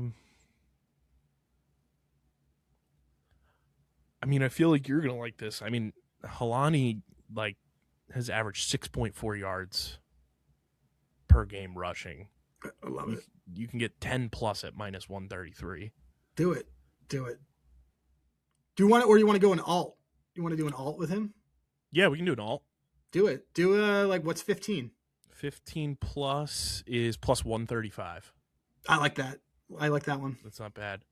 And then who do you like to get a TD? And we do that as a third leg. That is. I personally like Cooper Kupp. Okay. But then we're so heavy on the Seattle side. Right. Let's see. I mean, but we also don't know what the Patriots score. It's sort of like, what do you want to do here? Right. It's like, how does. Do you want to get real degen? What's Drake May under 1.5? What's this under passing touchdowns? Let's see. Passing props. It's probably like 130. Pass touchdowns.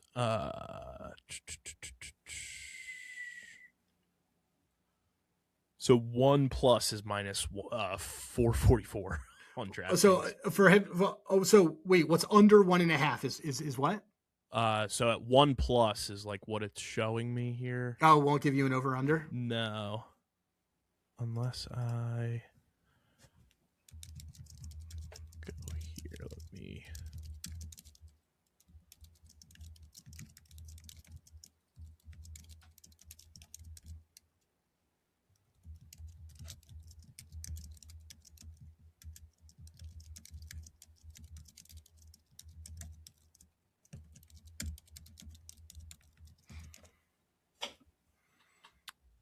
Yeah, I'm not seeing the over or under. That's fine.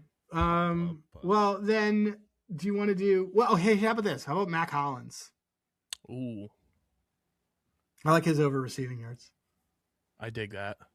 Yeah, it's like a big play guy. Yeah, and he's like one of those like randoms that would. He's random. He's just gonna do it. Yeah, it's gonna be big. That would score. He's a big red zone guy. We could do him. We could do it for TD. If he's like the one, I mean, do you think about it? Who's the one TD? It's probably him. Yeah, I would say it's him or either Austin Hooper. Hooper, or Kayshawn or Boutte, Henry, maybe. But the thing about Boutte is like Boutte has nothing other than that. Like other than, I mean, have fun with it. Like whatever has good odds, just do it. Throw it in. Let's have fun with it. see. So we said Walker over receiving yards, Halani 15 rush yards, and then we want to do a TD. That, and then rush yards over under for Kenneth Walker's at 70.5. No. Oh, you said receiving yards. Receiving yards, yeah. Receiving props. He is at 22.5. Cool. So do that. And then touchdown scorers. Let's see. So Hunter Henry's at plus 235. I could do that. Let's do that. And if anyone's going to get it, I think it's kind of him. He's game script proof. And then Mac Hollins is plus 425. Yeah, it's a little bit too much of a dart. Let's do those. And like, what are the odds on that? So those three, Helani 15 plus rushing yards, Hunter Henry anytime touchdown scorer over 22.5. Oops, I have the wrong player on the receiving yards. Let me find Kenneth Walker again. Receiving props. There we go. It's plus 1,300. Oh, nice, dude. Yeah, dude, that's awesome. Do it. Send me the link for it, and I'll add it to my I'll bet that too. And then DraftKings has like their bonuses and everything. Like I have a 25% loyalty bonus.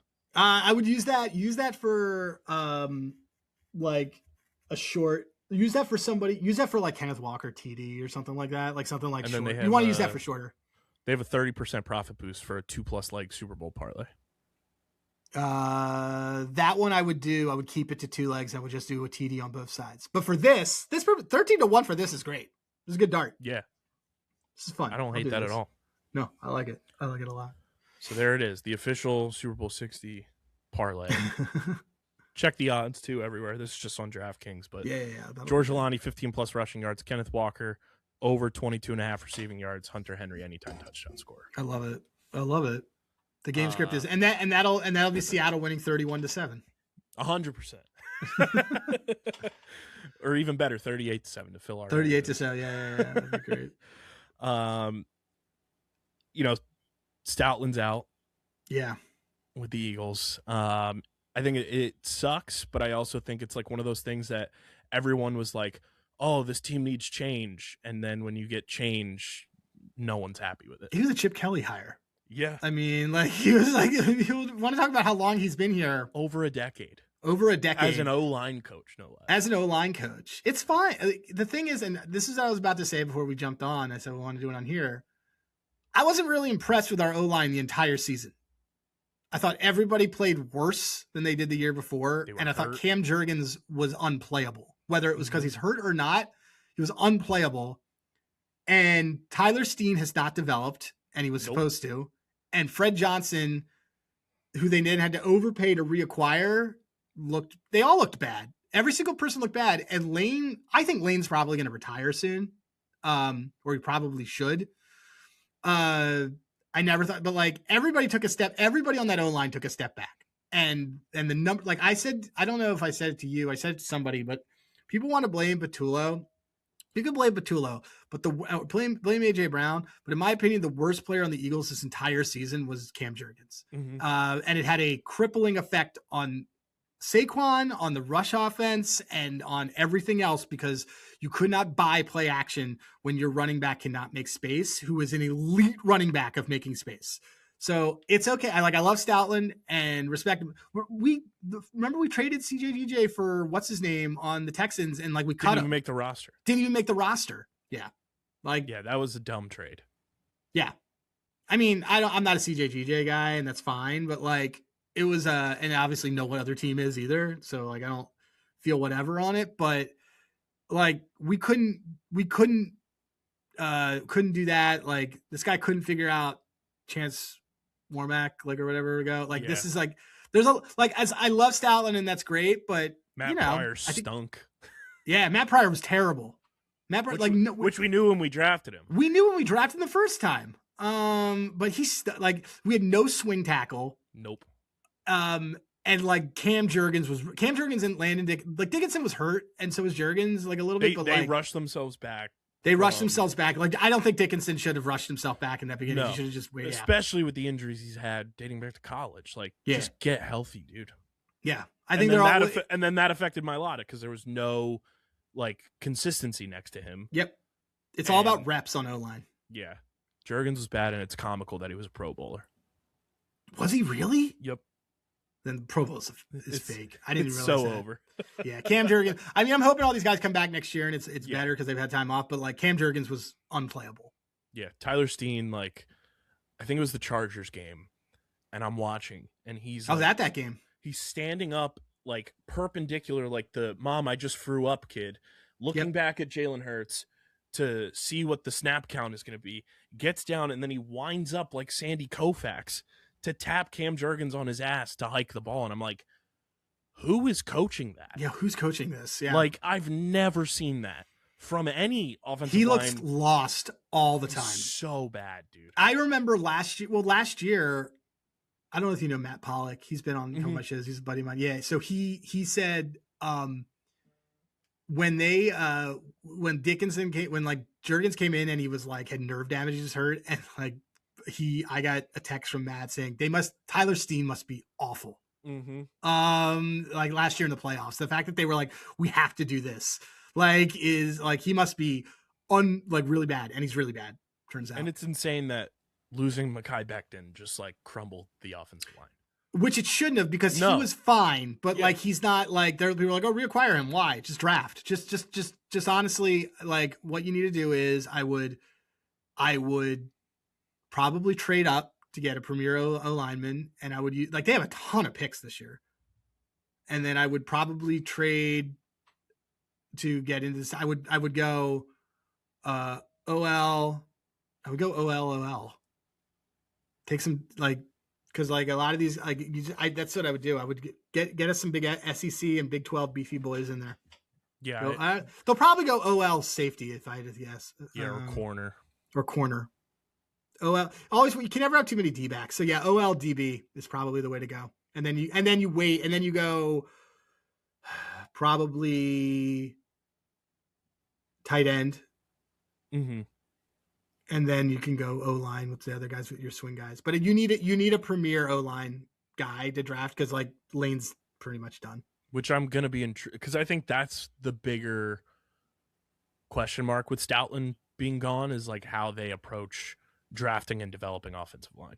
Yeah. I don't know if I don't know who's going to develop it though. Like, I don't know who the guy is going to be for them for this, but I hope that's that's the important position to me. Yeah. Like, I don't think we see them draft like a Jordan Mailata anytime soon. No, like, you're not drafting any more project. There's no more projects. Yeah. They're not going to do any more projects. They're going to have guys that, like, because you're going to have likely a first time offensive line coach in the NFL. Like, you're going to just want to have like raw talent guys, not, oh, let's see what we got here. Like, also, the Mailata thing should not have worked. No, it's a miracle. There's a billion reasons it shouldn't have worked. And like, on top of that, like, it just feels like every coach they're hiring is in their early 30s. Good. So I'm like, cool. They're all my age. Yeah. What am I doing wrong? Yeah. It was like, how I felt when I was in high school, and like Dinus Zubris made the Flyers and he was my age. I was like, what is this? Like, Mannion's going to be 34 in April. I know. Gizzard is like 35. I know. All these dudes. Dude, I mean, Sean McVay is like 8 years younger than me. It freaks me crazy. out. And like they just hired like the run game coordinator. He's super young, like coming over from the Packers. So like everyone's in like their early I'm fine 30s. with taking guys from the Packers. As much as we critique that team, I'm perfectly fine with it, because part of the reasons we critique that team is because they're wildly efficient. They don't turn the ball over. They're wildly efficient, and they mask their own mistakes, and which I think is going to be very good. I'd rather take from their offense than their defense. Yep. I'd much rather take from their offense than their defense. So, yeah. And I mean, like, the way that this new like offensive coaching staff is walking into, like you said, like, you have at minimum top 20 guys at damn near every position. We'll see what happens at tight end, obviously, but like, you're walking into like a dream scenario as an offensive coach. Yeah. Like, you should be able to raise the bar. 100%. Like, you have a Super Bowl MVP at quarterback. You have arguably the best wide receiver duo in the NFL. Yep. You have a premier running back. You have an offensive line that should bounce back from what they were in 2025. And then you'll see what you do at tight end, which what we've seen from the Packers and their tight ends, pretty fucking cool. Pretty good. Pretty good. Tucker Kraft. Yeah, like, really good. And like, even their blocking tight end, that's my big thing too, is they need to get a blocking tight end, because Grant Calcaterra is not it. Well, like, he was in the doghouse like all season. Anytime he came in, I was like, oh, this is gonna be a disaster. I think they're going to give Cooper a chance to get some reps and stuff like that. I mean, Johnny Wilson will be back, right? They didn't cut him. Yeah. Yeah, he was just he's a body. They should probably move him to tight end, try him out at tight end. He's just such a good body to get on the field. And it's man, you could have a lot of fun with him. Missing him, I think, matters. I think it totally mattered. The blocking schemes were just so off. They were awful. Yeah. But yeah, it's gonna be an interesting offseason, which then leads us right into what the hell's gonna happen with the Phillies? Phillies are gonna be fine. I agree. I think that everyone thinks the sky is falling, but the Phillies are gonna be fine. Phillies will be fine. This is a big boy club. These are big boy players. I think Nola's gonna cook in the World Baseball Classic. You know Javon Alfred, right? Yeah. You know Javon. Yeah. So Javon does my show a lot, and he always talks about younger guys. I think Aiden Miller's legit is going to be up here by July. They're giving Justin Crawford those keys. Sure, that's fine. I think people need to pump the brakes on Harrison Bader, like whatever. Like Harrison Bader is a career 1.2 WAR player. Like relax. Okay. He had a great time here. He was great for vibes. He was very, very replaceable. I think that the way the Bo Bichette thing went down was not fun because we gave him what he wanted. And he just wanted to hire he's also going to opt out and he highly likely ends up a Philly, just so that people understand this. Which, like, the funny part is I did some digging because I was like, okay, he got this contract, got his money. Like, who was his agent? I go and look, we totally got used in this whole thing too, because his agent is Gary V's brother, who's a New York guy. Right. Who's probably like best friends with Steve Cohen. Right. Well, the AAV he got was absurd. Yeah. He probably got paid in like fucking NFTs and Bitcoin too. But he hasn't opted out. He wouldn't even answer the question when they said, what about the opt-out? He looked right at him. I think he's opting out. I think we offered him 7 at 210, I think, which would have taken him through another chance at free agency. So like now he gets cool. He goes out, he gets 180 hits or does whatever. He's going to basically be able to get that same deal that takes him through his age 33. Like in his ideal world, because he's only 28, he wants to be up for free agency again at 32, 33 ideally. But he's going to opt. I guarantee he opts out. There's no question, because it wouldn't make sense for him to take this deal through. I mean, there's going to be a work stoppage, but if I'm him, I opt out. I see what the lay of the land is.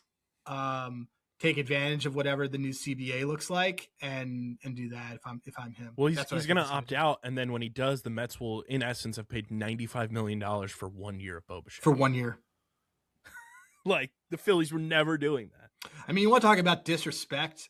That's like even a non-Dombo move. Like Framber Valdez getting paid on the eve of the Skubal arbitration is dirty work. So imagine you're the guy in the Tigers organization that they're like, hey, we got our arbitration meeting with the best pitcher in Major League Baseball, back-to-back Cy Young winner tomorrow. Give us a reason we shouldn't pay him what he thinks he's worth. By the way, we just gave 115 over 3 to a guy 6 years older than him. That's nasty. A bad teammate. And he's a bad teammate. And he's very noted as a bad teammate. Bad work. Nasty work. Yeah, I saw that. I was like, whoa. That was my first reaction was, if I'm Tariq Skubal, I'm pissing on their desk. Yeah, 100%. Speaking of pitching, I would like to see the Phillies sign another pitcher. I would like that. I think that, who did I think that would, I mean, look, Philly, Voorhees native, Zach Gallen. That's where I'm at, brother. That's where I'm at. Have you been pushing that narrative too? I mean, it makes sense. I've been all on it, especially when you date back to 2023's All-Star game. Mm-hmm. He was riding in the limo and got announced as the All-Star game started with Topper. I mean, he's from Voorhees. Like, he's like, I mean, it's just, it makes a ton of sense. If I'm him, I could take, I mean, he clearly wasn't going to get what he wanted.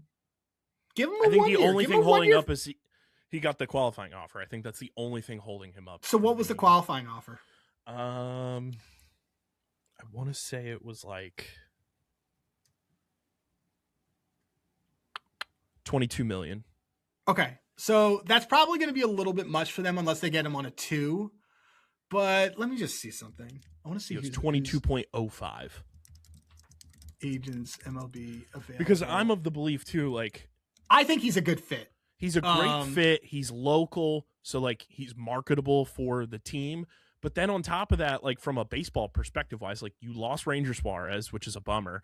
And for what it's worth, like Zach Wheeler is still very much a question mark coming back from a very real life serious situation.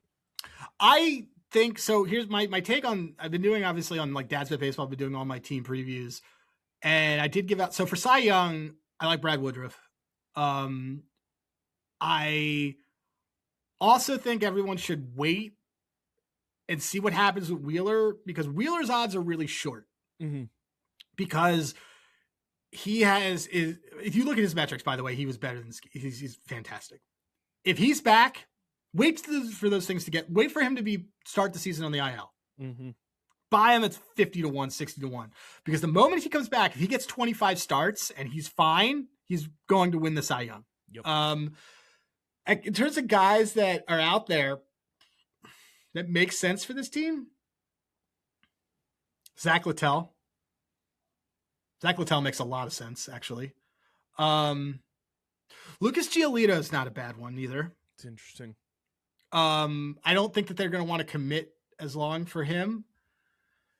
But Zach Littell makes a lot of sense. I could see them signing Chris Paddock to a minor league deal, or Savali. The other guy that I thought too, because he was here last year, was Walker Buehler.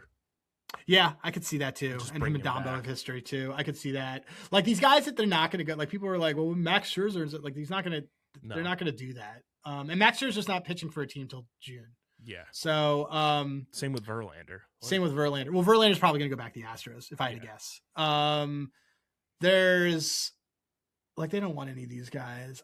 Jordan Montgomery is not bad, but you don't need three. You don't need three lefties. Tony Gosselin's interesting. I think Walker Buehler would probably make the most sense. As I'm just looking through Walker Buehler, or I would do Littell. I like Littell overall. I just think, I mean, he had a 3.7 WAR last year.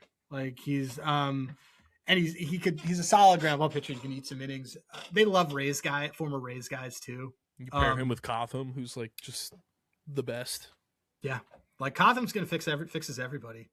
Yeah, I mean his stuff is he's got the same metrics as Gallen. He's gonna cost you like half the price.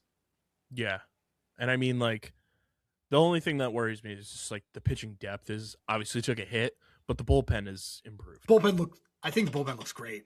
It's like the best bullpen we've had.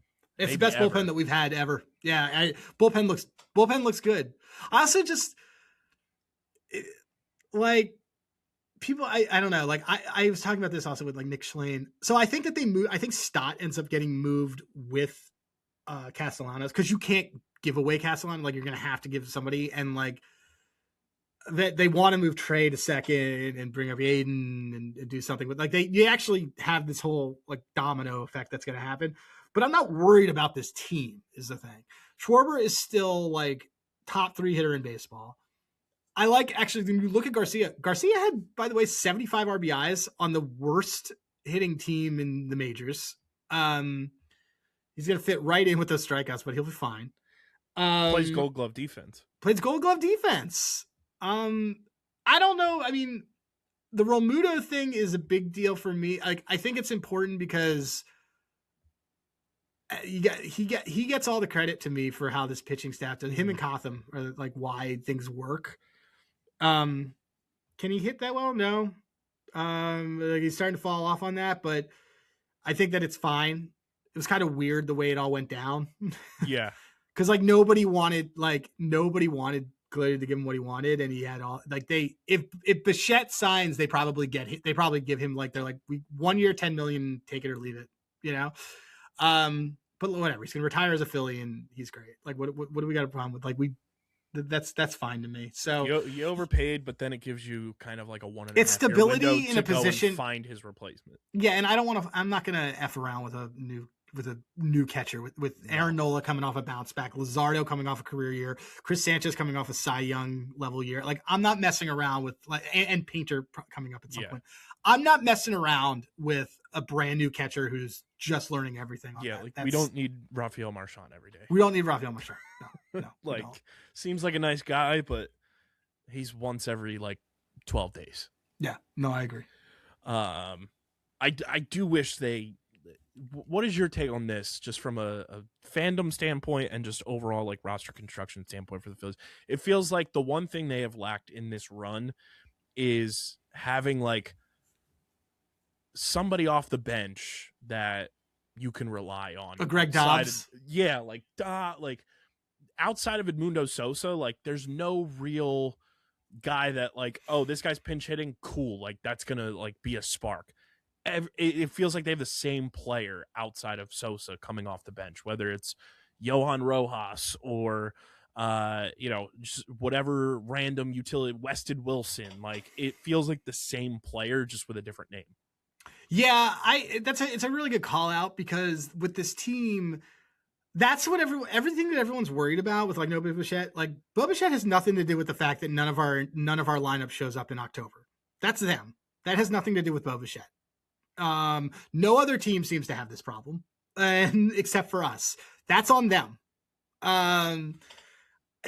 This team has always lacked a Greg Dobbs. That's that's the best way that I could put it. And I think that's probably what people saw in Harrison Bader. Mm-hmm. But he's too good, and you put him out there.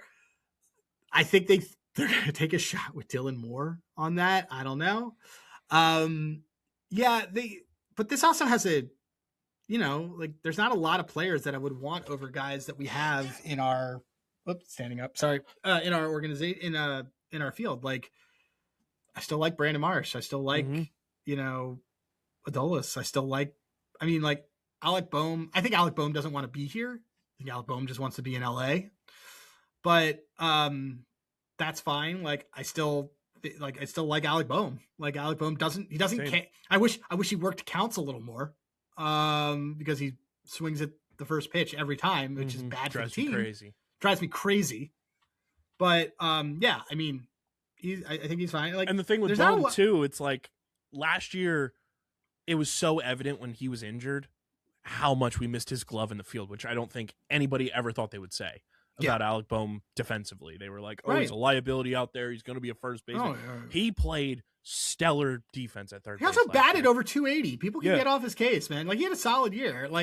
It's fine. I thought that the thing I thought made sense, I always thought, was because Spencer Torkelson doesn't want to be a Tiger, and it'd probably be good for both guys to just switch, but it's lateral. I'm just glad they didn't end up getting rid of Boehm and signing Gio Suarez or something. That would have been rough. This team will be fine though. The other thing about this team is that Dombo is going to buy at the deadline. And if he does that, he's going to be doing it to save his job. So yeah. Because I also feel like this is the last deadline that he can actually buy. Yeah. This is the last time he's going to be able to push chips in the middle of the table and be all right, let's go for it, before real changes have to actually happen. I agree. Which is that's funny. After we finish this pod, I'm diving into a couple manager of the year kind of things. I'm going to see hey, whose team's buying that might help them out. Don Kelly, by the way, the Pirates might buy. It's that kind of thing. So he's from Mars, Pennsylvania. Oh, really? Yeah. Which I also think another underrated offseason signing for the Phillies is Don Mattingly. Oh, I think it was huge. That is a game winning changer. culture. Yes. Nose topper from his time with the Yankees. They know how each other works and each other ticks. He's also going to be able to play bad cop. Yes. Which is also something that this team because Topper doesn't do that well. Right. We don't have Boa anymore, where who's going to choose, Mattingly's going to chew guys out. And you need that. And you Charlie need mom Manuel and dad. would be both. Yeah. And I like this a lot more. I think this is going to be good because Topper can be I'm not mad, I'm disappointed. And Mattingly can be you're not doing this right. And here's the thing. I'm perfectly fine taking guys that from the Yankees and having them work for us because like he was just in the World Series, with the Blue Jays. Went to Game 7 against the Dodgers. Yeah, I completely agree. So yeah, I love that. And now this team is old enough that they can take it. Yeah, the reason he didn't work out for the Marlins is because that guy Mattingly is a terrible person to have around young guys because they're going to be like, why is this guy yelling at me? But like these dudes that are in their mid-30s, yeah, it's perfect because they can take it. Yeah, which is interesting because like I don't know how much validity goes into this, but I heard through the grapevine that like some of the Philly stars don't really take well to Charlie Manuel when he comes around the team, which is interesting to me. They probably don't like the comparisons. Probably. It's probably like, cool, that was your era, like this is ours now. Yeah.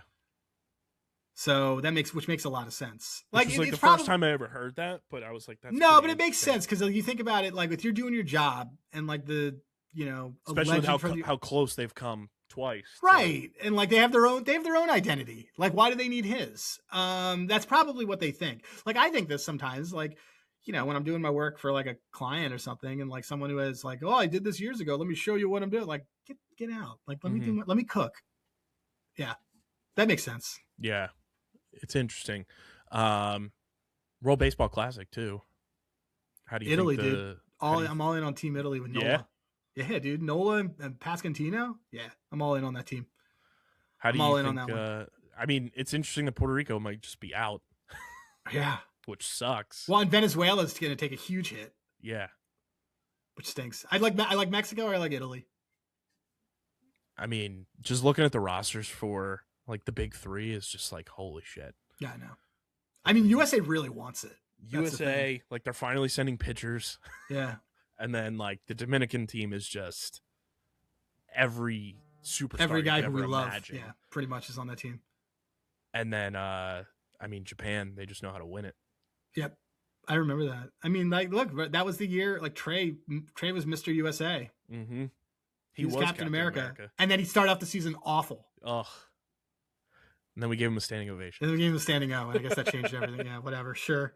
That's fine. I'm good with this for extra reps. I like this for the hitters, though, overall, because I think it's just going to give good reps to a lot of those guys. And I like it for guys like, from a Phillies perspective, like Nola and Taijuan Walker to actually get who are like on low innings counts and they get to do live stuff. Yeah, I completely agree. Like Nola, it just went off a season where like he constantly pitched. We know he can pitch 200 innings. He had his first injury ever. Like let him have competitive stuff. And you saw him like rounding into form as the season tail ended and in the playoffs. Like he's always been that way because he's always been better in September. So I think it's going to be very good for Nola. And like we saw what Taijuan Walker was able to do when he pitched in the last WBC, and like he went out and won 18 games. Like, I think it's good for both of those guys. Especially if Walker's going to be pitching exorbitant amount of innings early in the season, waiting for Andrew Painter and Zach Wheeler and everything. Like he's probably going to be your number 5. Yeah, so I like that. Yeah, it's gonna be fun. Definitely, we'll post the parlay out there. But Adam, let everybody know where they can follow all your stuff and keep up to date with everything you're doing. Dad's Bet Baseball is my pod. I'm also on SGPN. I host their Propcast. And Handigraphs is my my website. HANDIGRAPHS.com. You can use HG Edge if you sign up. You get a free month. It's great. It's a good data site for baseball, data site for hockey. I use it for a lot of betting stuff. I'm at Hey Rosenberg. I know I just threw a ton of stuff at you guys, but you can find me. You just ask Kyle. If you really need to find me, just ask Kyle. Kyle will find me. Oh, I have a fun story for you too, because the way Adam and I met was in the Gillette Stadium press box for the PLL playoffs. And that playoffs, I wore my Nick Foles Super Bowl jersey. And David Andrews gave me like the biggest stink eye ever as we walked by him when he was walking back from training camp practice. And Joe Keegan, who works for the PLL, was like, I was hoping Joe Andrews was going to pancake your ass. And when Andrews retired, it's so funny. David Andrews and I are the same age. When he retired, I was like looking at just like his career accolades and everything. And I was like, okay, David Andrews, 2-time Super Bowl champion. As a fan, I'm a 2-time Super Bowl champion. There you go. We have that. There you go. We have that in common. David Andrews has a beard. I have a better beard. Both have facial hair. David Andrews has a podcast. I have a podcast. I was like, you know what, David, you and I are no different now, buddy. And guess what? I have a lot more freedom because you're married with kids. I don't have to deal with any of that. I honestly think I'm doing better in life right now than David Andrews. I would agree. I would totally agree. I ever tell you a funny story that Joey is cousins with like one of my neighbors. Oh, really? Yeah, super random. That's awesome. Yeah, and also, I mean, like, look, we got introduced because Dan Newby's back in Philly now, so he just moved. So oh wow, he's closing on his house tomorrow. Nice. He's also been putting in bet parks bets for me, because I was just like, hey, I need you to log into my account and do this because I'm not in the state. But yeah, man, this is good, dude. I'll always come by, and I'm gonna have you on mine. We're doing a Phillies preview in a couple of weeks. We're gonna have you on with Sheffield Shuffler. It's gonna be fun. Yeah, it'll be a lot of fun. And then I had a follow up with the Patriots too, because then 2 years ago we were back at Gillette. I wore my Super Bowl 52 champions hat. We're walking to the press conference. Of all people, this guy was not even on that Patriots team. Jacoby Brissett is like walking by me, and he just goes, "The Eagles? Come on, man!" And I was like, "Go Birds, Jacoby." So when he broke the NFL record for most pass completions in a game this year, I was like, "Oh, that's my good personal friend, Jacoby." There's your good personal friend. He's acknowledged you. I love it. So this is the best. We'll have to do this again, Adam. Yeah, man. Thanks for having me.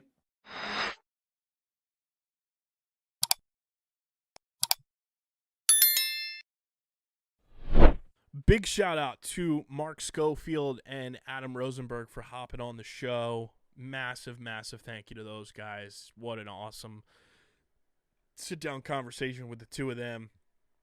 Just incredible vibes all around, and it won't be the last time you hear from either of them on these airwaves. I'm going to work to get them back on a little bit more regularly. They're the best in the game. Be sure to follow them. Check out all the work they're doing in their respective fields, because truly some impeccable dudes right there. Let's shift to Jared McCain, the 76ers, and the trade deadline in the NBA. The Sixers trade Jared McCain to the Oklahoma City Thunder for a first-round pick that will come via the Houston Rockets and 3 second-round picks. Why? They then went on to trade Eric Gordon for like a 2032 pick to clear up space. Joel Embiid called out the organization last week, or like early this week. I forget exactly what day I think it was last week. And said to not shake up the core and add to this, what we have going right now. And the Sixers did the complete opposite. They trade away a young star who, sure, has had his struggles this year. But the reason you traded him and you didn't make any other moves was to get below the tax, put more money in Josh Harris's wallet, and just a big old double bird to the fans in their faces and just spit in their faces, honestly, and said, you know what? We're not worried about adding to this team. We're not going to go and make any moves to make this team better. Now, I'm not saying, because I was totally against trading for Giannis, especially if it meant moving on from VJ Edgecombe. But you're meaning to tell me you couldn't swing a trade for a Sadiq Bey, a Tari Eason, Bobby Portis, like you couldn't make additions to this team at all? And it's crazy that we sit here at another trade deadline when James Harden gets traded. Maybe James Harden was right and Daryl Morey is just a liar.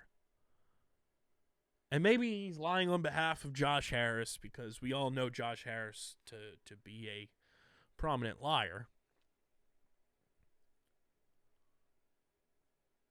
I was flabbergasted that they did absolutely nothing to get better at this trade deadline.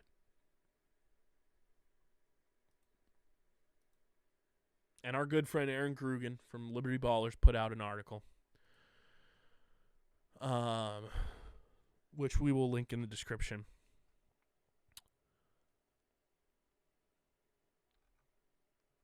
And it's a beautiful article. It starts off, well, they did it again. Or, well, they did it. Hang the banner. The Philadelphia 76ers dodged a luxury tax yet again. Isn't that what the NBA trade deadline is all about? That was it. A pick swap for Eric Gordon and Jared McCain to the Thunder. And this is just such a huge spit in the fans' faces move by Josh Harris. And it got easier to duck the tax because Paul George got suspended. The Sixers got a $5.8 million tax credit. Jared McCain was making $4.2 million this year.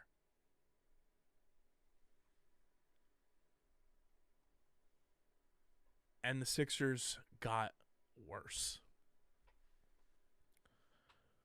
The Sixers got worse from a week ago.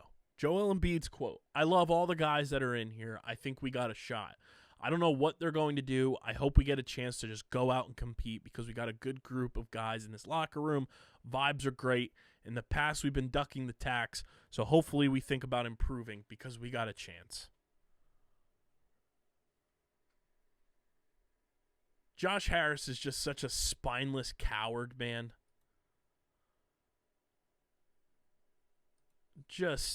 It's embarrassing. It's embarrassing what this team continues to do to its fans, and in a year that is so wide open. And again, I've said it on this show a ton.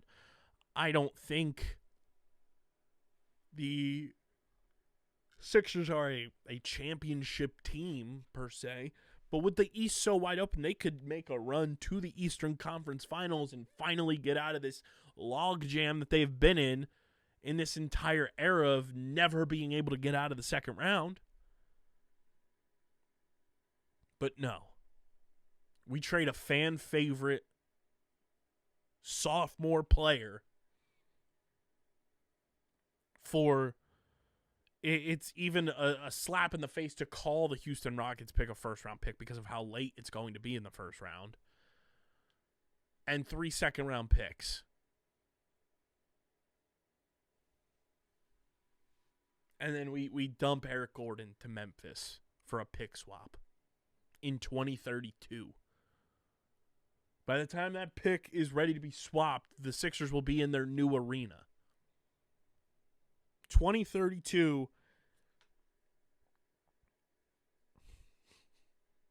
I'll be pushing 40 by the time that pick comes to fruition.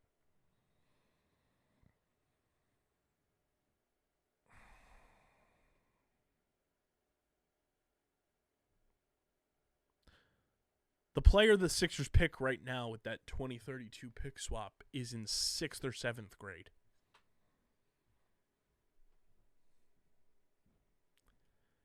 It's embarrassing. It's a loser mentality. It's a complacency tactic. And all it is just a money-saving excuse for a billionaire. That is what the Sixers put on full display at this trade deadline, was that they are more in the business of saving money for a billionaire than trying to win championships. And that has been the case since this ownership group has come into play. They do not care about winning championships. They have their feet in all of their little ventures, and they're more worried about ducking the tax so that Josh Harris can go and spend money on a mid-30-year-old defensive back for the Washington Commanders, so that he can go sign a wide receiver 3 to run alongside Terry McLaurin and Deebo Samuel. That's where that tax ducking money is going to go, because it's money in Josh Harris's pocket. So now when we see the New Jersey Devils and the Washington Commanders making moves, you can thank Daryl Morey, you can thank Josh Harris, and you can thank ducking the tax for that. And when the Sixers don't get out of the second round again because they made no roster improvements, we'll be doing this same song and dance all over again. I'm going to miss Jared McCain. I know he's had a rough go this season. But guess what? He's a sophomore player. Jared McCain.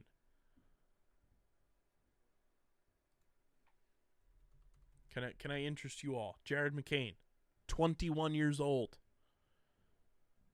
He's going to have slumps. And now he goes to Oklahoma City, where he's probably going to win a championship, just like Isaiah Joe before him. It is just wildly embarrassing what this team continues to do and how it disrespects its fan base, how it disrespects the franchise players. And somehow Daryl Morey still has a job.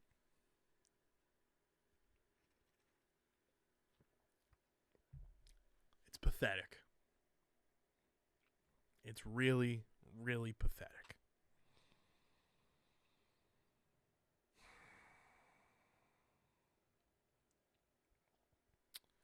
Yeah, I don't know. I don't know what to feel. I don't know what to say other than what I've said already. It hurts. It hurts to not be valued as a fan by a team that you root for. And you can say, "Oh, KB, why don't you just root for another team?" No. I grew up rooting for this organization. 2001 was like my childhood. That is like some of the earliest NBA memories I have. Is Allen Iverson and the 76ers. It's just, that's why it hurts so much, is that you grow up rooting for this team and they just spit in your face year in and year out. And they just don't care. They just don't care. And when you realize they don't care, it kind of numbs that feeling just a little bit and makes it a smidge more tolerable, because at the end of the day, you just stop caring. And I tweeted this. I feel like I'm more of a Joel Embiid, Tyrese Maxey, and VJ Edgecombe fan right now than I am an actual Sixers fan. That should tell you everything you need to know about the state of the organization. Frustrating time. Some housekeeping notes here. But before I get to the housekeeping notes, I want to tell you guys about our awesome pals over at Biñho. Guys, Biñho, the next big tabletop game for your man cave, your she shed, your parties, your tailgates. Break the Biñho board out at the Super Bowl party. Thank me later. Thank me later, because you are going to be the hit of your party. Biñho is paper football meeting foosball coming together for the next big tabletop flicking experience. Truly, like the best game in the world. Get your officially licensed Philadelphia Union board, officially licensed Premier League boards. You can customize boards. You can get accessories for those boards. They've got awesome apparel and merchandise as well. Use our link in the description to shop with Biñho, and when you go to checkout, use code BiñhoBennett62, and you get 10% off your next order from our awesome pals over at Biñho. Again, BiñhoBennett62 at checkout to get 10% off your next order from our friends over at Biñho. Make sure you use our link, use the code, that way they know you're coming from us. BiñhoBennett62 at checkout. Check out our friends at Biñho. Just incredible. You are going to be thrilled with your tabletop flicking experience from our friends at Biñho. And we thank them for being a proud partner of Underground Sports Philadelphia. Housekeeping notes here around the Underground. You'll have a new OTB out on Friday. You will have a live stream on our YouTube channel exclusively, because I'm having issues with Riverside right now, and Riverside's having their own issues right now as well. So hopefully those are resolved before we know it, but having issues connecting our Twitter account to Riverside. Don't know why. It's strange. But we will be live for episode 1, season 2, quote unquote, of Light the Flame and Olympics podcast. It's our Olympics coverage here at Underground Industries. We will, it'll be a full-blown cast of characters, myself, Deej, Hoots, Casey, potentially Owen, depending on his schedule, Christian, Patty Pitts, Stephen McAvoy, the whole crew. We're going to be doing it live on Friday, and then every day from Friday until closing ceremonies on February 22nd, you will get a new episode of Light the Flame, an Olympics podcast that will both air on, I think, we'll probably upload it on the main channel, but we will also upload it on the Light the Flame YouTube channel as well to get that channel cooking. Very excited to have the Olympics back. It's going to be an interesting approach, because the Winter Olympics outside of hockey is a much more niche Olympics than the Summer Olympics. So we'll see how the reception is, and there's not that many Olympics podcasts out there. You know, we were doing some research a couple weeks ago, and we are one of 4 out there, and there's one that's doing Olympics as their whole brand, and then the others are from NBC, and they just do it around Olympics time, and one of them was a limited series just for the Summer Olympics. So really it's 3, and we're one of them. So if you want daily Olympics content, subscribe to Light the Flame wherever you get your podcasts. Subscribe to the Light the Flame YouTube channel, and we're going to be cooking with gas. I'm excited for it. It's going to be a journey. It's going to be a grind, but it's going to be awesome. I'm pumped. Light the Flame is back for the Winter Olympics. Underground anniversary on Saturday is pretty crazy. I'll talk all about that on Monday's episode, and just the overall just history of how everything has gone so far. It's pretty wild. 8 years, man. You get emotional thinking about it. But yeah, we'll have Underground anniversary on Saturday. We'll celebrate it on Light the Flame as well, because we'll be doing an episode then. But yeah, big week ahead. A lot of stuff coming up. Be sure to follow us on the socials at Underground PHI across the board. We're on every social platform. Follow Underground Industries on every social platform. We're going to be live tweeting the Super Bowl from the Underground Industries account. Twitter, it's at the U Industries, and on every social platform everywhere else, it's at the Underground Industries. You can follow me on Twitter at KBIZZL311. Subscribe to the pod. Apple, Spotify, wherever you get your podcasts in audio form, leave those 5-star ratings and reviews. It really does help the show when you guys subscribe. So please subscribe, and subscribe to the Underground Sports Philadelphia and Underground Industries YouTube channels, youtube.com/@UndergroundSportsPhiladelphia. That is where you get full video episodes of this show twice a week, full video episodes of all the original 6 podcasts. Actually, every podcast, because if you go to the collabs tab, you get Patty Pitts' show as well. Subscribe to the YouTube channel, youtube.com/@UndergroundSportsPhiladelphia and youtube.com/@TheUndergroundIndustries. And this show, ladies and gentlemen, is proudly presented by the city of Vineland. Yes, my hometown, the city of Vineland. And the city of Vineland, listen. Whether you're a company looking to expand, relocate, or your new business startup, selecting the right location is critical to your success. Vineland, New Jersey offers both an affordable business location and an excellent quality of life. The city's Economic Development Department is a one-stop source for moving your project through the development and approval process, and their goal is to make this process as smooth as possible and to provide the fastest turnaround times in the region. If you are considering potential locations for your operation, contact the Vineland Economic Development Team at 856-794-4100. That's 856-794-4100. Vineland, New Jersey, where it's always growing season. A big thank you to Security 21 Security Systems and Paul J. Gillespie Incorporated for their continued support of this podcast. This has been the final Underground Sports Philadelphia of Year 7. Crazy. episode number 818 of Underground Sports Philadelphia. Big thank you to Mark Schofield and Adam Rosenberg for hopping on the show. A big thank you to Jeff Stoutland for 13 years of excellence. And a big thank you to Jared McCain for just being the absolute best. But this has been episode number 818 of Underground Sports Philadelphia. For Mark Schofield, for Adam Rosenberg, I'm Kyle Bennett, a.k.a. KB.